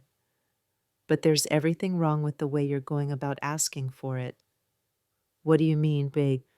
"I mean that you haven't once tonight asked how I'm doing. You haven't asked about my health, my loneliness, my life without your father. You haven't shown any interest in me as a person. This entire evening has been about manipulating me into giving you money." "That's not true," Michael protested, but his voice was weak. "Isn't it? Tell me, Michael, when was the last time you called me just to see how I was doing? When was the last time you visited me without needing something? When was the last time you treated me like your mother instead of your personal ATM?" He opened his mouth to answer, then closed it again. "I'll tell you when," I continued. "Never. In 35 years, you have never once treated me like a person whose value extended beyond what I could provide for you." "That's not fair," Nora said. "We love you." "Do you? Because I don't think you know me well enough to love me. You know my bank account balance. You know my willingness to solve your problems with money. But do you know what I dream about? What I worry about? What makes me laugh or cry or feel alive?" The silence that followed was deafening. "I'll take that as a no," I said, standing up from the table. "Thank you for dinner. It was very illuminating." "Mom, wait," Michael said, jumping up from his chair. "We can work this out. We can what? Figure out another way to manipulate me. Come up with a more convincing story about why I should rescue you from the consequences of your own choices. It's not manipulation. We're family. Family helps each other. Yes, Michael, family does help each other. But this isn't help. This is enabling. This is me continuing to prevent you from growing up, from taking responsibility, from learning how to solve your own problems." "So you're just going to let us lose everything?" I turned back to look at him. This man who was my son, who I'd loved and nurtured and protected his entire life, who was now looking at me like I was the villain in his story. "I'm not letting you lose anything, Michael. You put yourself in this situation through your own choices. I'm just refusing to rescue you from it. And what about Madison and Jake? What about what this does to them? Madison and Jake will learn that their parents are capable of solving problems, of adapting to change, of providing for them without relying on their grandmother's money. Or they won't, and they'll learn a different lesson about what happens when parents fail their children." "You're heartless," Nora whispered. "I'm heartbroken," I corrected. "But I'm not heartless. If I were heartless, I would have continued enabling you to be children forever. What I'm doing is the most loving thing I've ever done for my son. I started toward the front door, but Michael grabbed my arm. Mom, please, don't leave like this. Don't leave us like this. I looked down at his hand on my arm, then up into his face. There were tears in his eyes now, real tears, but I couldn't tell if they were tears of genuine remorse or just desperation at seeing his last chance for easy money walking out the door. Michael let go of my arm. Not until you listen to me. Not until you understand what you're doing to your family. I understand perfectly what I'm doing. I'm setting a boundary. I'm requiring you to treat me with respect if you want a relationship with me. And right now, you're not respecting that boundary. We came here tonight to apologize to try to make things right. You came here tonight to manipulate me into giving you more money. Every word out of your mouth tonight has been calculated to make me feel guilty for holding you accountable for your own choices. His grip on my arm tightened slightly. That's not true. Then let go of me and let me leave. For a moment, I thought he might not.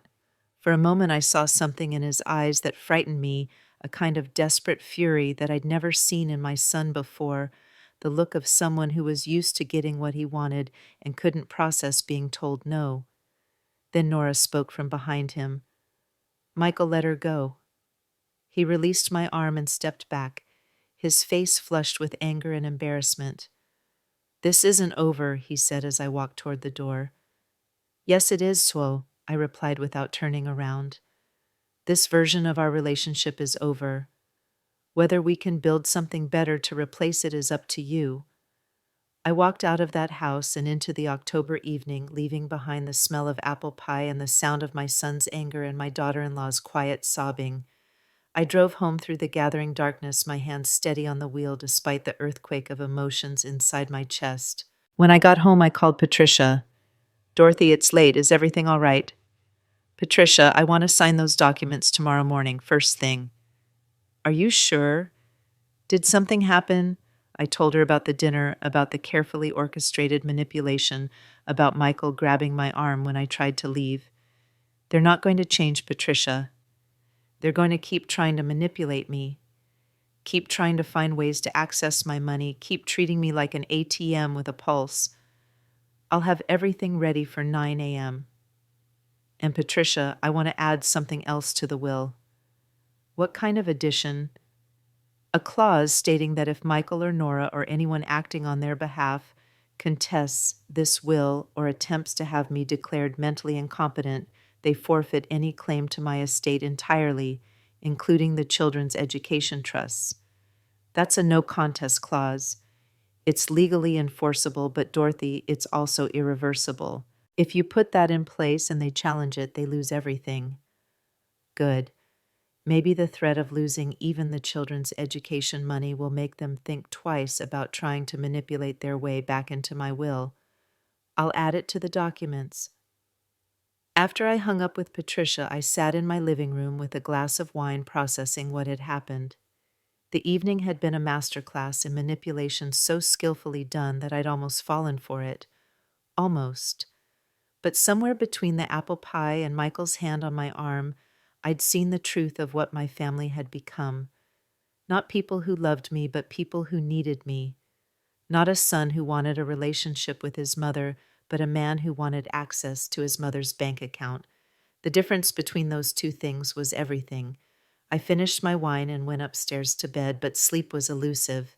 I kept thinking about Madison and Jake, about the confusion on Madison's face when the adult story kept changing, about Jake's innocent excitement over Halloween plans that might not happen if his parents really did have to move. Those children didn't deserve to be pawns in this game, but they also didn't deserve to grow up thinking that love was measured in dollars, that problems could always be solved with someone else's money, that manipulating family members was an acceptable way to get what you wanted. By morning, I knew what I had to do. I called Patricia and asked her to add one more provision to my will, separate trust funds for Madison and Jake that would provide them with basic necessities, housing, food, clothing, medical care, if their parents ever became unable to provide these things themselves. You're creating a safety net for the children, Patricia observed. Abgans. I'm making sure they don't suffer for their parents' mistakes while also making sure those mistakes have real consequences. At 9 a.m. sharp, I signed every document Patricia put in front of me. My signature transferred $47 million away from my son and toward charities, medical research, and educational institutions that would use the money to actually help people rather than enable them. With each signature, I felt lighter, not because I was giving away money, but because I was finally, after 35 years, putting my foot down. The game had changed completely now. Michael and Nora could continue trying to manipulate me, could continue treating me like an obstacle between them and financial security, could even try to have me declared incompetent again. But my money was no longer on the table. And without that leverage, we'd finally discover whether there was anything real left between us, or whether our entire relationship had been nothing more than an elaborate financial transaction. I was about to find out who my family really was when the money was gone, and more importantly, I was about to rediscover who I was when I stopped trying to buy their love. The documents were barely dry when the real war began. I'd expected anger, desperation, maybe even legal threats. What I hadn't expected was the systematic campaign to destroy my reputation that Michael and Nora launched within days of my signing away their inheritance. It started with whispers in the grocery store. Carol Pemberton, who'd been my neighbor for 15 years, avoided eye contact when I passed her in the produce section. Margaret Wells, who I'd served with on 3 charity boards, suddenly found reasons to end our phone conversations quickly. The subtle social freeze that follows scandal in small, wealthy communities. Helen called me on Thursday evening, her voice tight with anger. "Dorothy, what the hell is going on? I just got a call from your neighbor, Linda Morrison. She said there are rumors all over town that you're suffering from dementia and that Michael is trying to protect you from making financial decisions that could hurt you." My blood ran cold. "What exactly did she say? That you've been acting erratically, making bizarre financial choices, cutting off family members for no reason, that Michael and Nora are heartbroken but trying to respect your wishes while also protecting you from yourself?" The brilliance of their strategy hit me immediately. They couldn't challenge my will directly. The no contest clause would cost them everything. But they could wage a whisper campaign designed to make me look mentally unstable, laying the groundwork for a future competency challenge while garnering public sympathy for themselves. "Helen, it's all lies. They're trying to manipulate public opinion because they can't manipulate me anymore." I figured as much, but Dorothy, they're being very strategic about this. They're not saying anything directly defamatory, just expressing concern for your welfare, sharing their heartbreak about your condition, asking for prayers and support during this difficult time. And it was masterful, actually. They'd positioned themselves as the suffering, devoted family members, and me as the confused elderly woman who didn't understand what was best for her own welfare. Anyone who tried to defend me would look like they were enabling a sick woman's delusions. The campaign escalated over the weekend. I arrived at church Sunday morning to find clusters of people whispering and staring. Reverend Matthews, who'd given Richard's eulogy and had known our family for decades, approached me after the service. "Dorothy, dear, how are you feeling? Michael mentioned you've been under a lot of stress lately." "I'm feeling fine, Reverend. Better than I have in years, actually." His smile was kind but patronizing, the way you'd smile at a child who insists they're not tired while rubbing their eyes. "Of course you are. But sometimes when we're grieving, when we're processing loss, we can make decisions that seem right to us but might not be in our best interest. Have you considered talking to someone? A counselor, perhaps? Michael asked you to have this conversation with me, didn't he?" The Reverend's face flushed slightly. "He's concerned about you, Dorothy. We all are. You've been through so much with Richard's death and now this situation with the family finances. Well, it's natural that stress might affect your judgment." I looked around the church vestibule at the faces of people I'd known for decades, people who'd accepted my donations and attended my charity events and smiled at my Christmas parties. Every single one of them was looking at me with that same expression of concerned pity. Reverend Matthews. I said loudly enough for the nearby conversations to pause. My judgment is perfectly fine. What's affected is my willingness to enable my son's financial irresponsibility. If anyone has told you otherwise, they're lying. The silence that followed was deafening. I walked out of that church with my head high, but my heart was breaking. These people had known me for years, had seen me at my best, and worst, had witnessed my devotion to my family and community. Yet they were willing to believe I'd lost my mind rather than consider that Michael might not be the victim he was portraying himself to be. Monday morning brought a call from Dr. Chen. Mrs. Hayes, I've received some concerning phone calls over the weekend. People claiming to be friends of yours expressing worry about your mental state, asking if I think you need additional evaluation. Let me guess. They mentioned specific concerns about erratic financial decisions and family estrangement. How did you know? Because my son and daughter-in-law are running a campaign to make me look mentally incompetent. They can't challenge my will directly, so they're trying to build a case for future legal action. That's incredibly manipulative. It's also incredibly effective. Half the town apparently believes I'm suffering from dementia. Mrs. Hayes, I want you to know that I've documented everything from our sessions. If this goes to court, I have extensive records proving your cognitive function is completely normal. But I'm also going to recommend that you have additional testing done. Why? Because the more documentation we have of your mental competency, the harder it will be for them to build a case against you. I know a neuropsychologist who specializes in comprehensive cognitive assessments. If you're willing, I'd like to schedule you for a full battery of tests. Do it. That afternoon brought an unexpected visitor. Patricia called first. Dorothy, there's a private investigator here to see you. He says Michael hired him to conduct a wellness check. A wellness check. Apparently, there have been concerns raised about your ability to care for yourself. I'm here with you, and I'm advising you not to speak with him without me present. The investigator was professional, polite, and thorough. He walked through my house, noting the cleanliness, the organization, the evidence that I was taking care of myself and my property. He asked questions about my daily routine, my health, my social connections. Mrs. Hayes, have you been eating regularly? Yes. Maintaining your personal hygiene? Obviously. Paying your bills on time? My financial advisor handles most of that, but yes.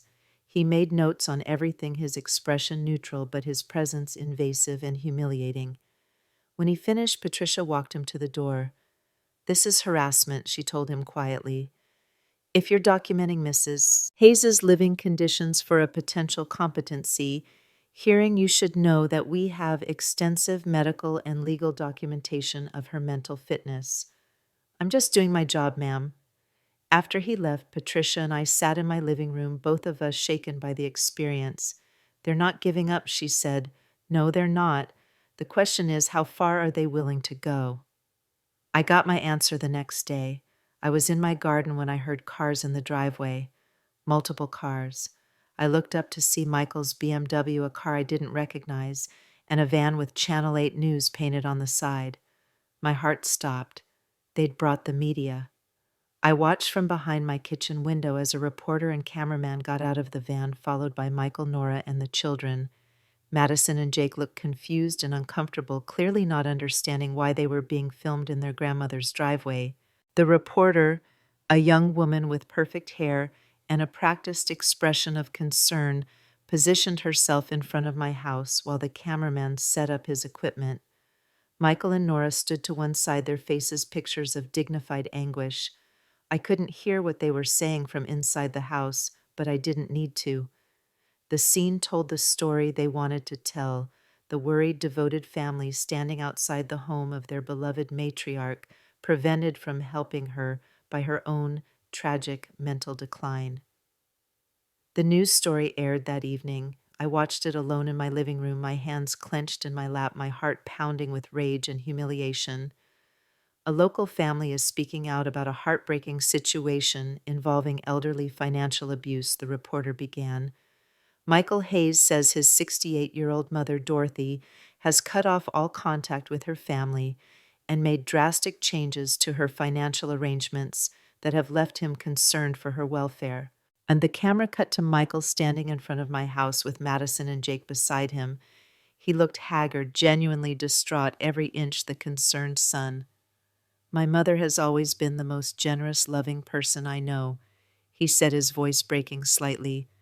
But since my father's death, she's become increasingly isolated, suspicious of family members, and she's made financial decisions that are completely out of character for her.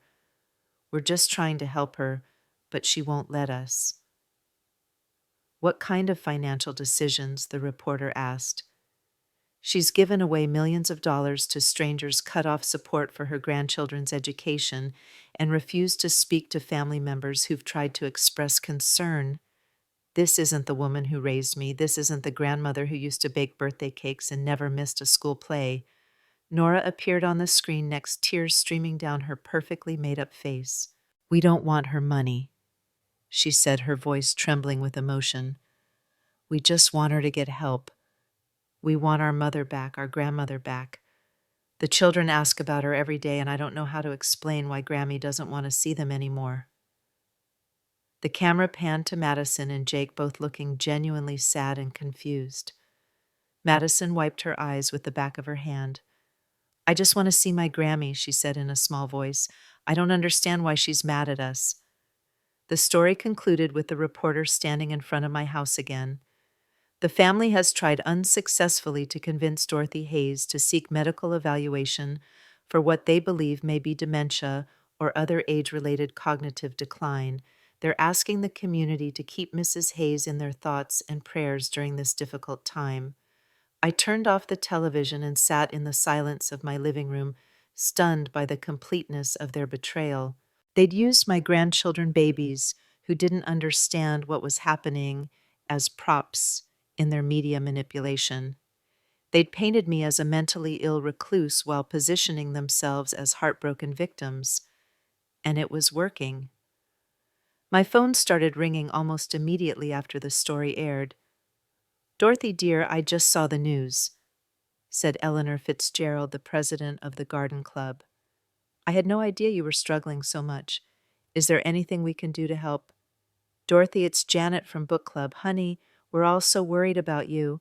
Maybe you should consider talking to someone professional. Mrs. Hayes, this is Dr. Morrison from the Senior Center. We have wonderful programs for people dealing with cognitive changes. Would you like me to send someone to talk with you? Each call was well-intentioned, but each one reinforced the narrative Michael and Nora had created. I was the confused elderly woman who needed help, and they were the suffering family members trying to save me from myself. I called Patricia. Did you see it? I saw it. Dorothy, this is defamation. We can sue them. Can we win? It would be difficult. They didn't actually say you have dementia. They just expressed concern that you might. They didn't call you mentally incompetent. They just suggested you need evaluation. It's character assassination by innuendo. So they can destroy my reputation, and there's nothing I can do about it.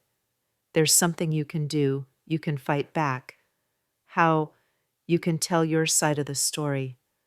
The next morning, I called Channel 8 and asked to speak with the reporter who'd done the story about my family. Her name was Jessica Martinez, and she agreed to meet with me that afternoon. She arrived with her cameraman, both of them clearly expecting to find the confused, possibly demented woman that Michael and Nora had described. What they found instead was a sharply dressed, articulate woman with medical documentation and legal papers who was ready to tell a very different story. Mrs. Hayes, Jessica said as her cameraman set up his equipment in my living room, your family is very concerned about you. They say you've cut off all contact and made financial decisions that seem out of character. Ms. Martinez, may I ask you something? Did my son or daughter-in-law mention that they brought a psychiatrist to my house to evaluate my mental competency?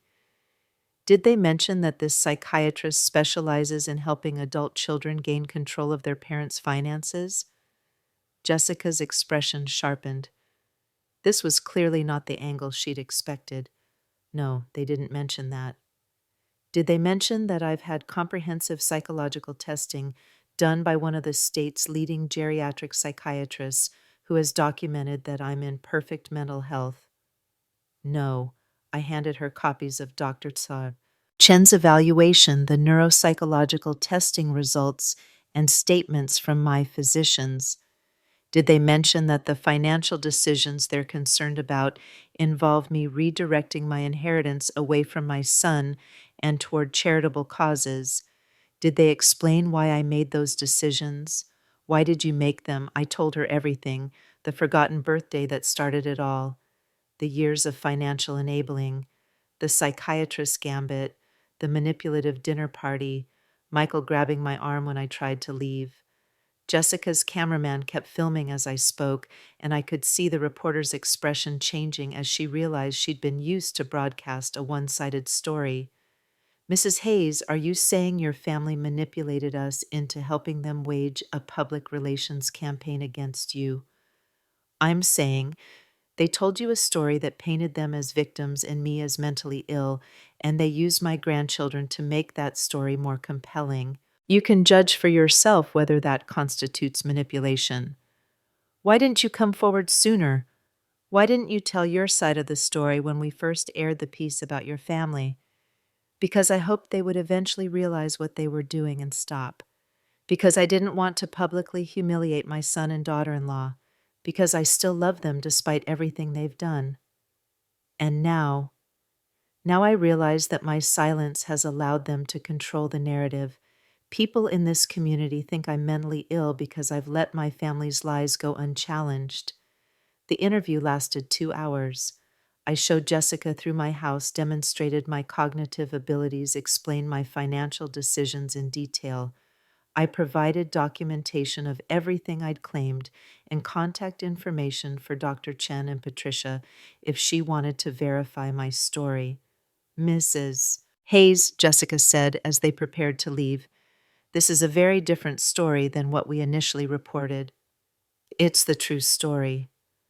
Your family isn't going to be happy about this. My family hasn't been happy with me since I stopped writing them checks. At this point, their happiness is not my primary concern. The second story aired 2 days later. This time, the narrative was completely different. Earlier this week, we brought you the story of a local family concerned about their elderly matriarch's mental health, Jessica began. Tonight, we're hearing from Dorothy Hayes herself, and her version of events paints a very different picture. The story included clips from my interview footage of my well-maintained home and interviews with Dr. Chen and Patricia confirming my mental competency. It detailed the years of financial enabling, the psychiatrist gambit, and the manipulative family dinner. Mrs. Hayes says her decision to redirect her inheritance was not the result of mental illness, but rather a deliberate choice to stop enabling what she calls her son's financial irresponsibility, Jessica reported. The reaction was swift and decisive. My phone rang constantly, but this time the calls were different. Dorothy, I owe you an apology, said Reverend Matthews. I should have listened to you instead of making assumptions based on what Michael told me. Oh, honey, said Eleanor Fitzgerald. I feel terrible about doubting you. What your family did using those children manipulating the media, it's unconscionable. Dorothy, it's Janet. After seeing that second news story, I have to ask, what can we do to help? How can we support you through this? The tide had turned completely. The community that had been whispering about my mental decline was now talking about my courage in standing up to family manipulation. Michael and Nora had overplayed their hand, and the public relations war they'd started had backfired spectacularly. But they weren't finished yet. The legal papers arrived on Friday, delivered by a process server who looked uncomfortable about the whole situation. Petition for emergency guardianship, the document read.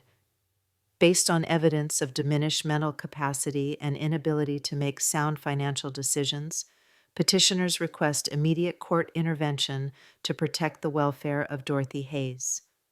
They were making their final move, asking a judge to declare me incompetent and grant them control of my finances. The petition cited my erratic behavior, my isolation from family, and my irrational financial decisions as evidence that I was no longer capable of managing my own affairs. I called Patricia immediately. "They filed it," I told her. "I know. I'm already preparing our response. Dorothy, with all the documentation we have, this is a case we can win. But you need to understand what you're in for. They're going to drag you through court, challenge every aspect of your mental fitness, try to humiliate you publicly. Let them try. I've been humiliated enough already. At this point, I just want this over. There's something else you should know. If they lose this case, if the judge finds that their petition was frivolous or malicious, they could face serious legal consequences. Filing a false competency petition is a serious matter. What kind of consequences? Criminal charges, civil liability, complete forfeiture of any claim to your estate, even the children's education trusts." I thought about Madison and Jake, about the innocent confusion on their faces during the news interview, about the fact that they were being used as weapons in their parents' war against me. "Patricia, I want you to make them an offer." "What kind of offer? And if they withdraw this petition immediately, I'll restore the children's education trusts. Not Michael's inheritance that's gone forever, but I'll make sure Madison and Jake can go to college. And if they refuse, if they go through with this court case, then they lose everything. The children's trusts, any future claim to my estate, even the right to contest my will after I'm gone. You're giving them one last chance to put their children's welfare ahead of their greed." "Exactly. And Patricia, I want this offer delivered in writing with a 48-hour deadline for response. I want them to understand that this is their final opportunity to do the right thing." The offer was delivered to Michael and Nora on Saturday morning. By Sunday evening, I had my answer. They were going to court. Monday morning, I woke up knowing that the battle lines had been drawn for the final time. My son and daughter-in-law had chosen their greed over their children's future, their desire for my money over any possibility of rebuilding our family relationships. They had decided to destroy me in court rather than accept that their free ride was over. But they had made one crucial miscalculation. They still thought I was the weak, guilt-ridden woman who had enabled them for 35 years. They didn't understand that the woman who had signed those documents, who had fought back against their media campaign, who had just offered them one final chance at redemption, was someone entirely different. I was no longer Dorothy Hayes, the guilty mother who confused money with love. I was Dorothy Hayes, the woman who had built a real estate empire with her husband, who had survived his death and found her own strength, who was finally ready to fight for her own dignity. And I was about to show my son exactly what happened when you tried to steal from a woman who had nothing left to lose except her self-respect. The war was almost over, but the final battle was going to be devastating. The courtroom was smaller than I'd expected, wood-paneled and formal, with fluorescent lights that made everyone look slightly sickly. I sat at the defendant's table next to Patricia, wearing the navy blue suit Richard had always said made me look like I could run a Fortune 500 company. Behind me, the gallery was packed with reporters, neighbors, and what seemed like half of Greenwich County's social elite.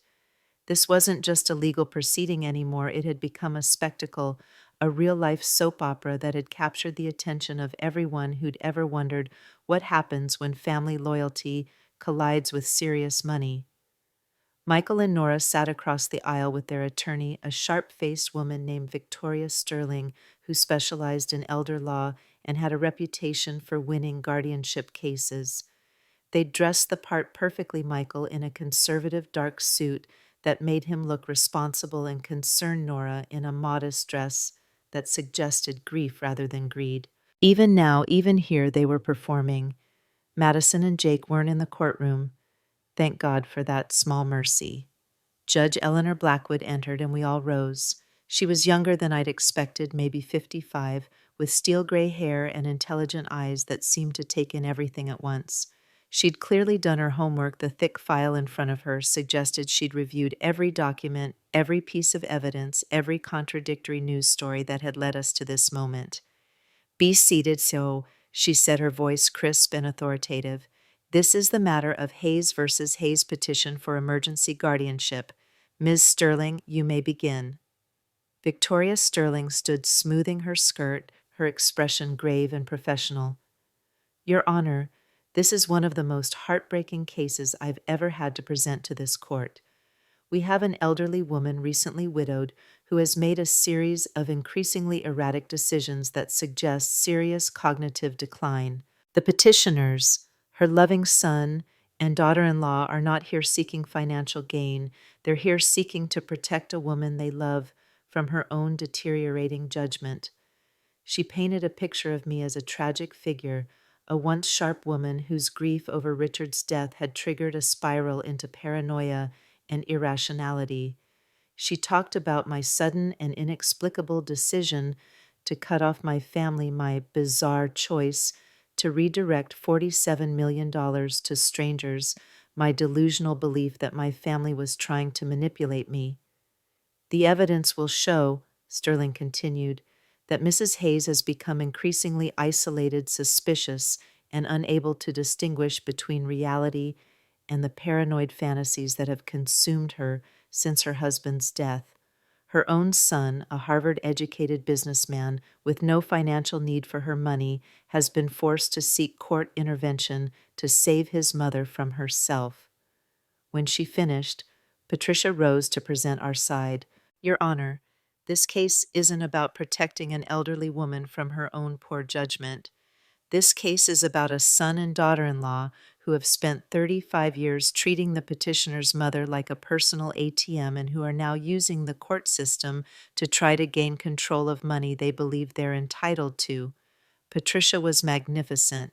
She laid out the timeline methodically, the decades of financial enabling, the forgotten birthday that triggered my awakening, the psychiatrist's gambit, the manipulative family dinner, the media campaign designed to destroy my reputation. The evidence will show, she said to us, that Dorothy Hayes is not suffering from dementia or any other cognitive impairment. She is suffering from the realization that her son views her as a source of funding rather than as a person worthy of love and respect. Her decision to redirect her inheritance wasn't the product of mental illness, it was the product of mental clarity. The first witness was Dr. Harrison, the psychiatrist Michael and Nora had brought to my house. Sterling had him describe his brief interaction with me, carefully crafting his testimony to suggest concern without making any definitive statements about my mental health. In my professional opinion, Dr. Harrison said, Mrs. Hayes exhibited signs of stress, possible depression, and what appeared to be some confusion about the nature of family financial relationships. I recommended further evaluation. And did she agree to that evaluation? Sterling asked. No, she became defensive and refused to consider the possibility that her judgment might be impaired. On cross-examination, Patricia eviscerated him. Dr. Harrison, how many guardianship cases have you testified in over the past 3 years? I don't recall the exact number. Would 17 sound accurate? Perhaps. And in how many of those cases did your testimony support removing an elderly person's right to control their own finances? I don't see how that's relevant. I think it's very relevant. The answer is 16 out of 17, isn't it? You have a 94% success rate in helping adult children gain control of their parents' money. Dr. Harrison's face flushed. I provide objective professional opinions based on my clinical observations. Did you know when you agreed to evaluate Mrs. Hayes that her son stood to inherit $47 million if she was declared incompetent? I may have been made aware of the financial stakes involved. May have been, Doctor, isn't it true that you charge a premium rate for guardianship evaluations precisely because of the financial outcomes involved? I charge appropriate fees for complex clinical work. $5,000 for a 30-minute house call.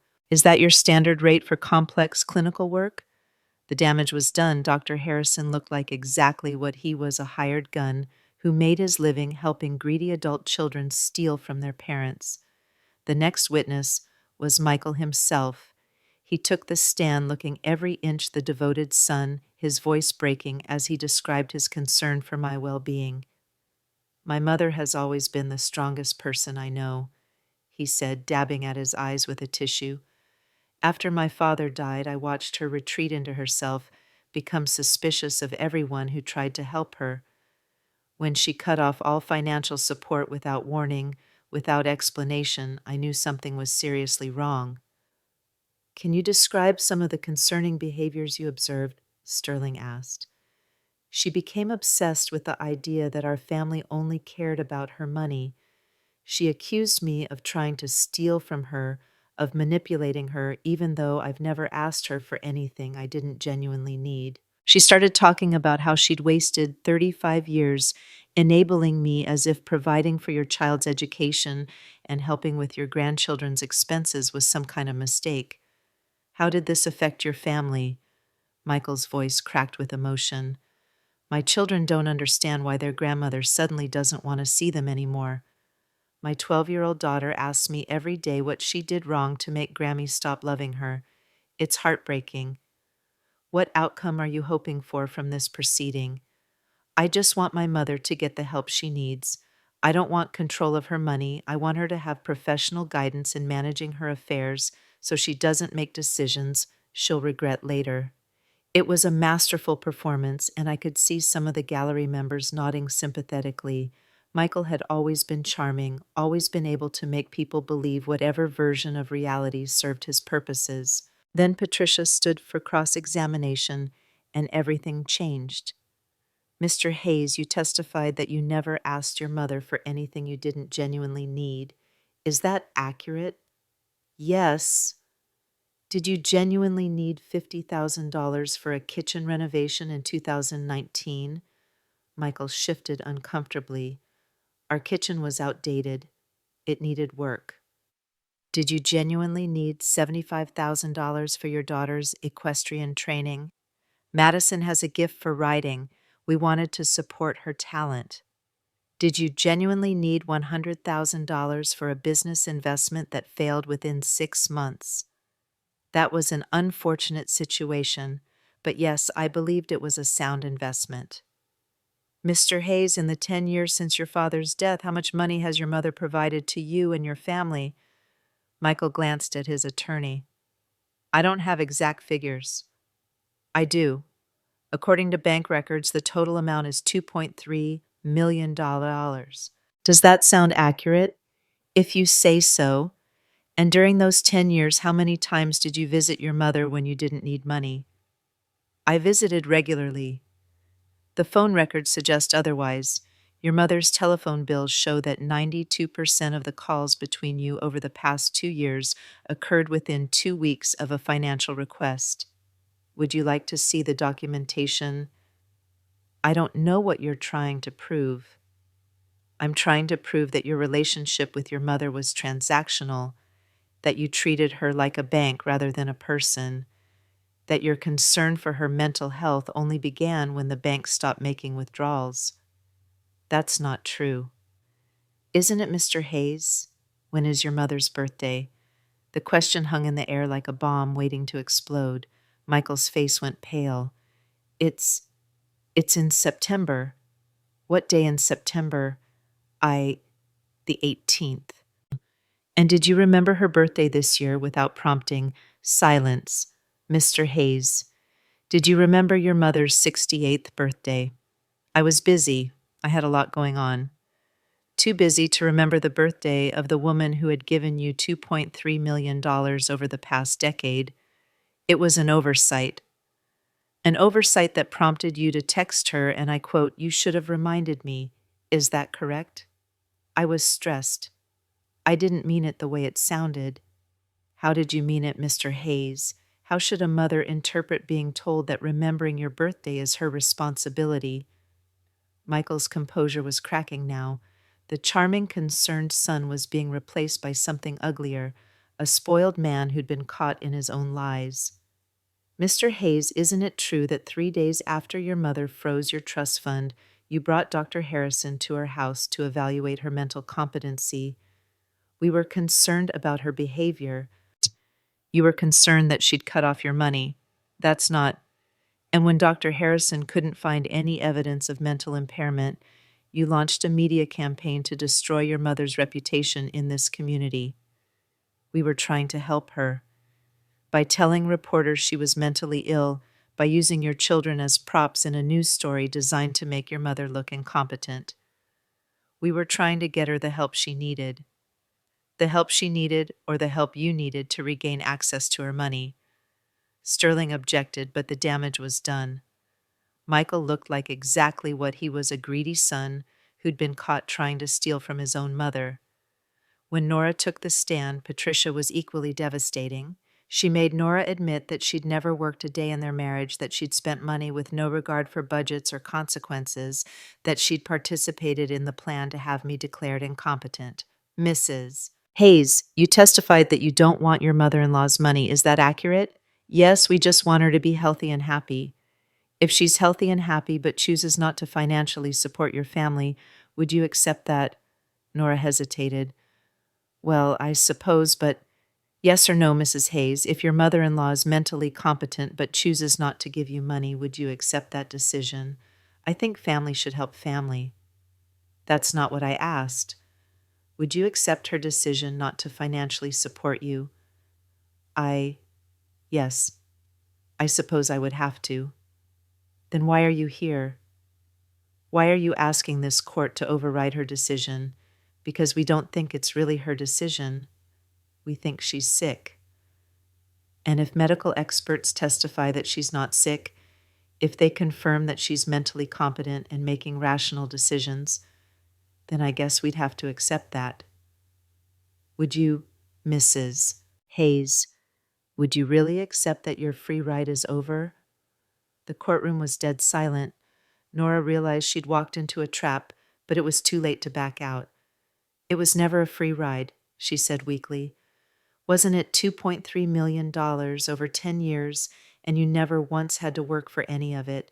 You never had to earn it, never had to prove you deserved it, never even had to say thank you for it. What would you call that? When our witnesses took the stand, the contrast was striking. Dr. Chen was professional, thorough, and unshakable in her assessment of my mental competency. The neuropsychologist who'd conducted the additional testing provided detailed documentation of my cognitive abilities. My financial advisor testified about my clear understanding of my financial situation and the rational basis for my decisions. But the most powerful witness was someone I hadn't expected to testify, Helen. She'd flown in from California without telling me, and when Patricia called her name, I felt tears spring to my eyes. Miss Carter, how long have you known Dorothy Hayes? She's my sister. I've known her for 68 years. And you've observed her behavior over the past several months. I have. We've spoken regularly since she made the decision to redirect her inheritance. In your opinion, has she been acting erratically or irrationally? Helen smiled, and for a moment she looked just like she had when we were children, when she would stand up for me against playground bullies. Your Honor, my sister has been acting like herself for the first time in 35 years. The Dorothy who raised her son to believe he was entitled to her money wasn't the real Dorothy. The Dorothy who enabled his financial irresponsibility wasn't the real Dorothy. The Dorothy who let herself be manipulated and taken advantage of wasn't the real Dorothy. And who is the real Dorothy? The real Dorothy is the woman who built a business empire with her husband, the woman who survived his death and found her own strength, the woman who finally said enough is enough and reclaimed her own life. When it came time for me to testify, I wasn't nervous anymore. I'd been through too much, fought too hard, lost too much to be intimidated by a courtroom full of people who wanted to judge my fitness to control my own life. Sterling tried to rattle me to make me appear confused or hostile, but her questions only gave me the opportunity to tell my story in my own words. I talked about the birthday cake that sat untouched on my table. I talked about the text message that changed everything. I talked about Michael's midnight confession in my kitchen and his hand on my arm when I tried to leave their house. Mrs. Hayes.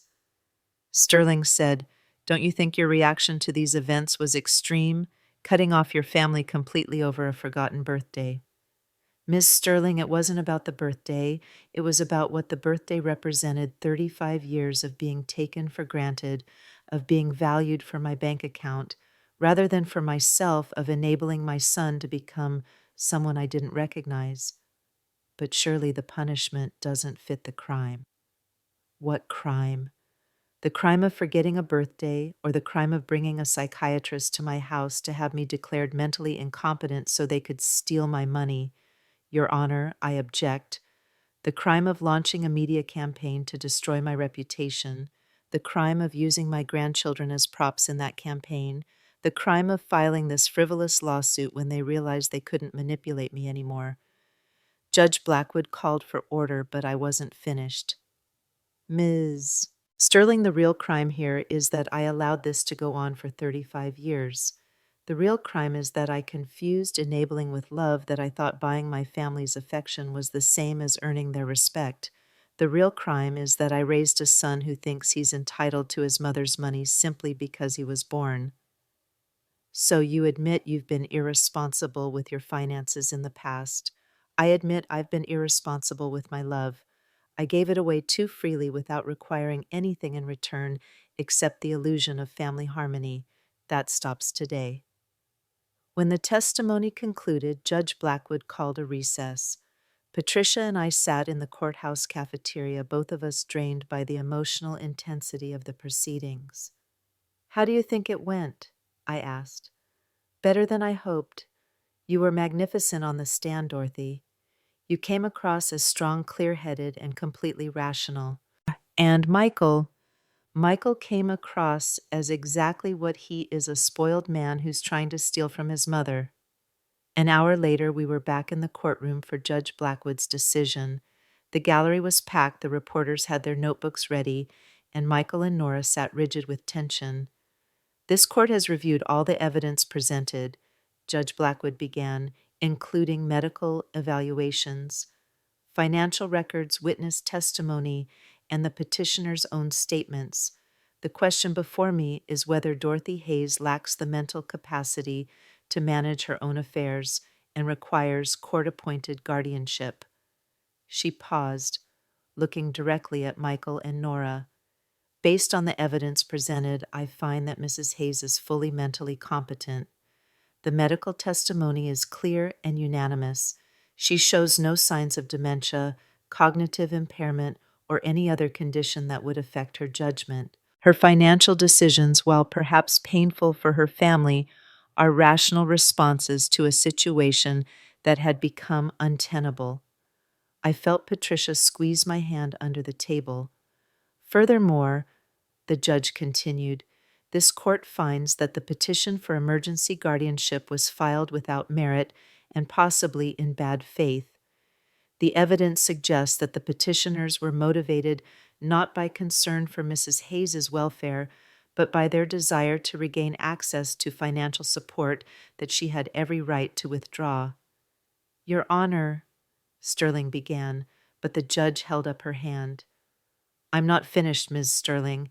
This court is also deeply troubled by the media campaign waged against Mrs. Hayes prior to this proceeding, using minor children to manipulate public opinion, spreading unfounded rumors about an elderly person's mental health, and attempting to pressure the respondent through social ostracism are tactics that border on elder abuse." The courtroom was dead silent now.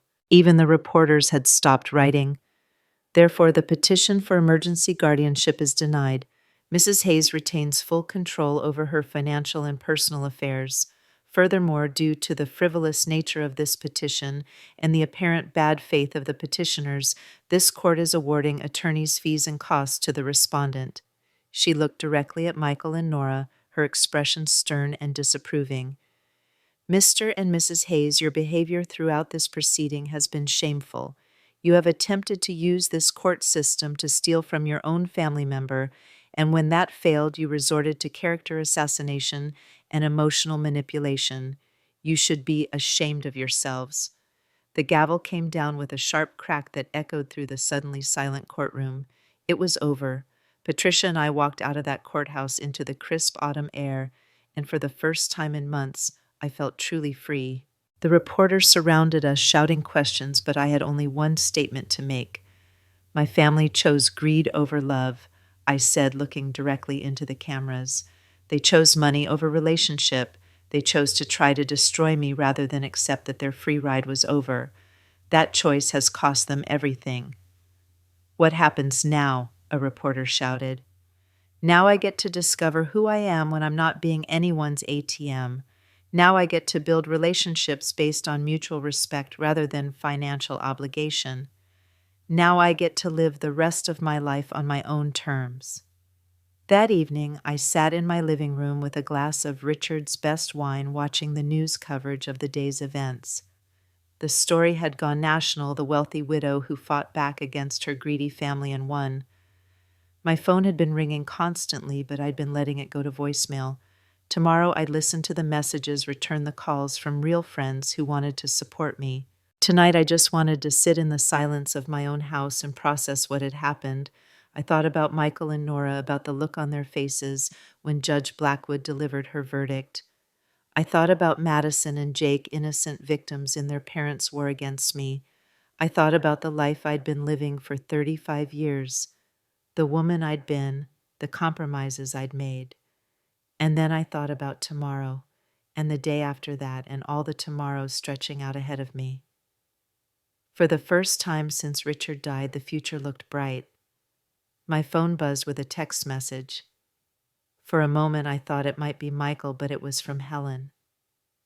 "Proud of you, sis. Dad would be too. You're free now. Make it count." I was free. Free from the guilt that had driven me to enable Michael's irresponsibility. Free from the fear that setting boundaries would cost me my family's love. Free from the exhausting work of trying to buy affection from people who saw me as nothing more than a source of funding. I raised my glass in a toast to the empty room, to Richard's memory, to the woman I'd been and the woman I was becoming. "Here's to expensive lessons," I said aloud, "and here's to finally learning them." The $47 million I'd redirected from Michael's inheritance would fund medical research, educational scholarships, and charitable programs that would help thousands of people. My money would finally do some good in the world instead of just enabling one man's refusal to grow up. It had cost me my family, but I'd gained something more valuable, my self-respect. Some prices are worth paying. Some lessons are worth learning no matter how much they cost. And some stories, no matter how painful, are worth telling. This was mine.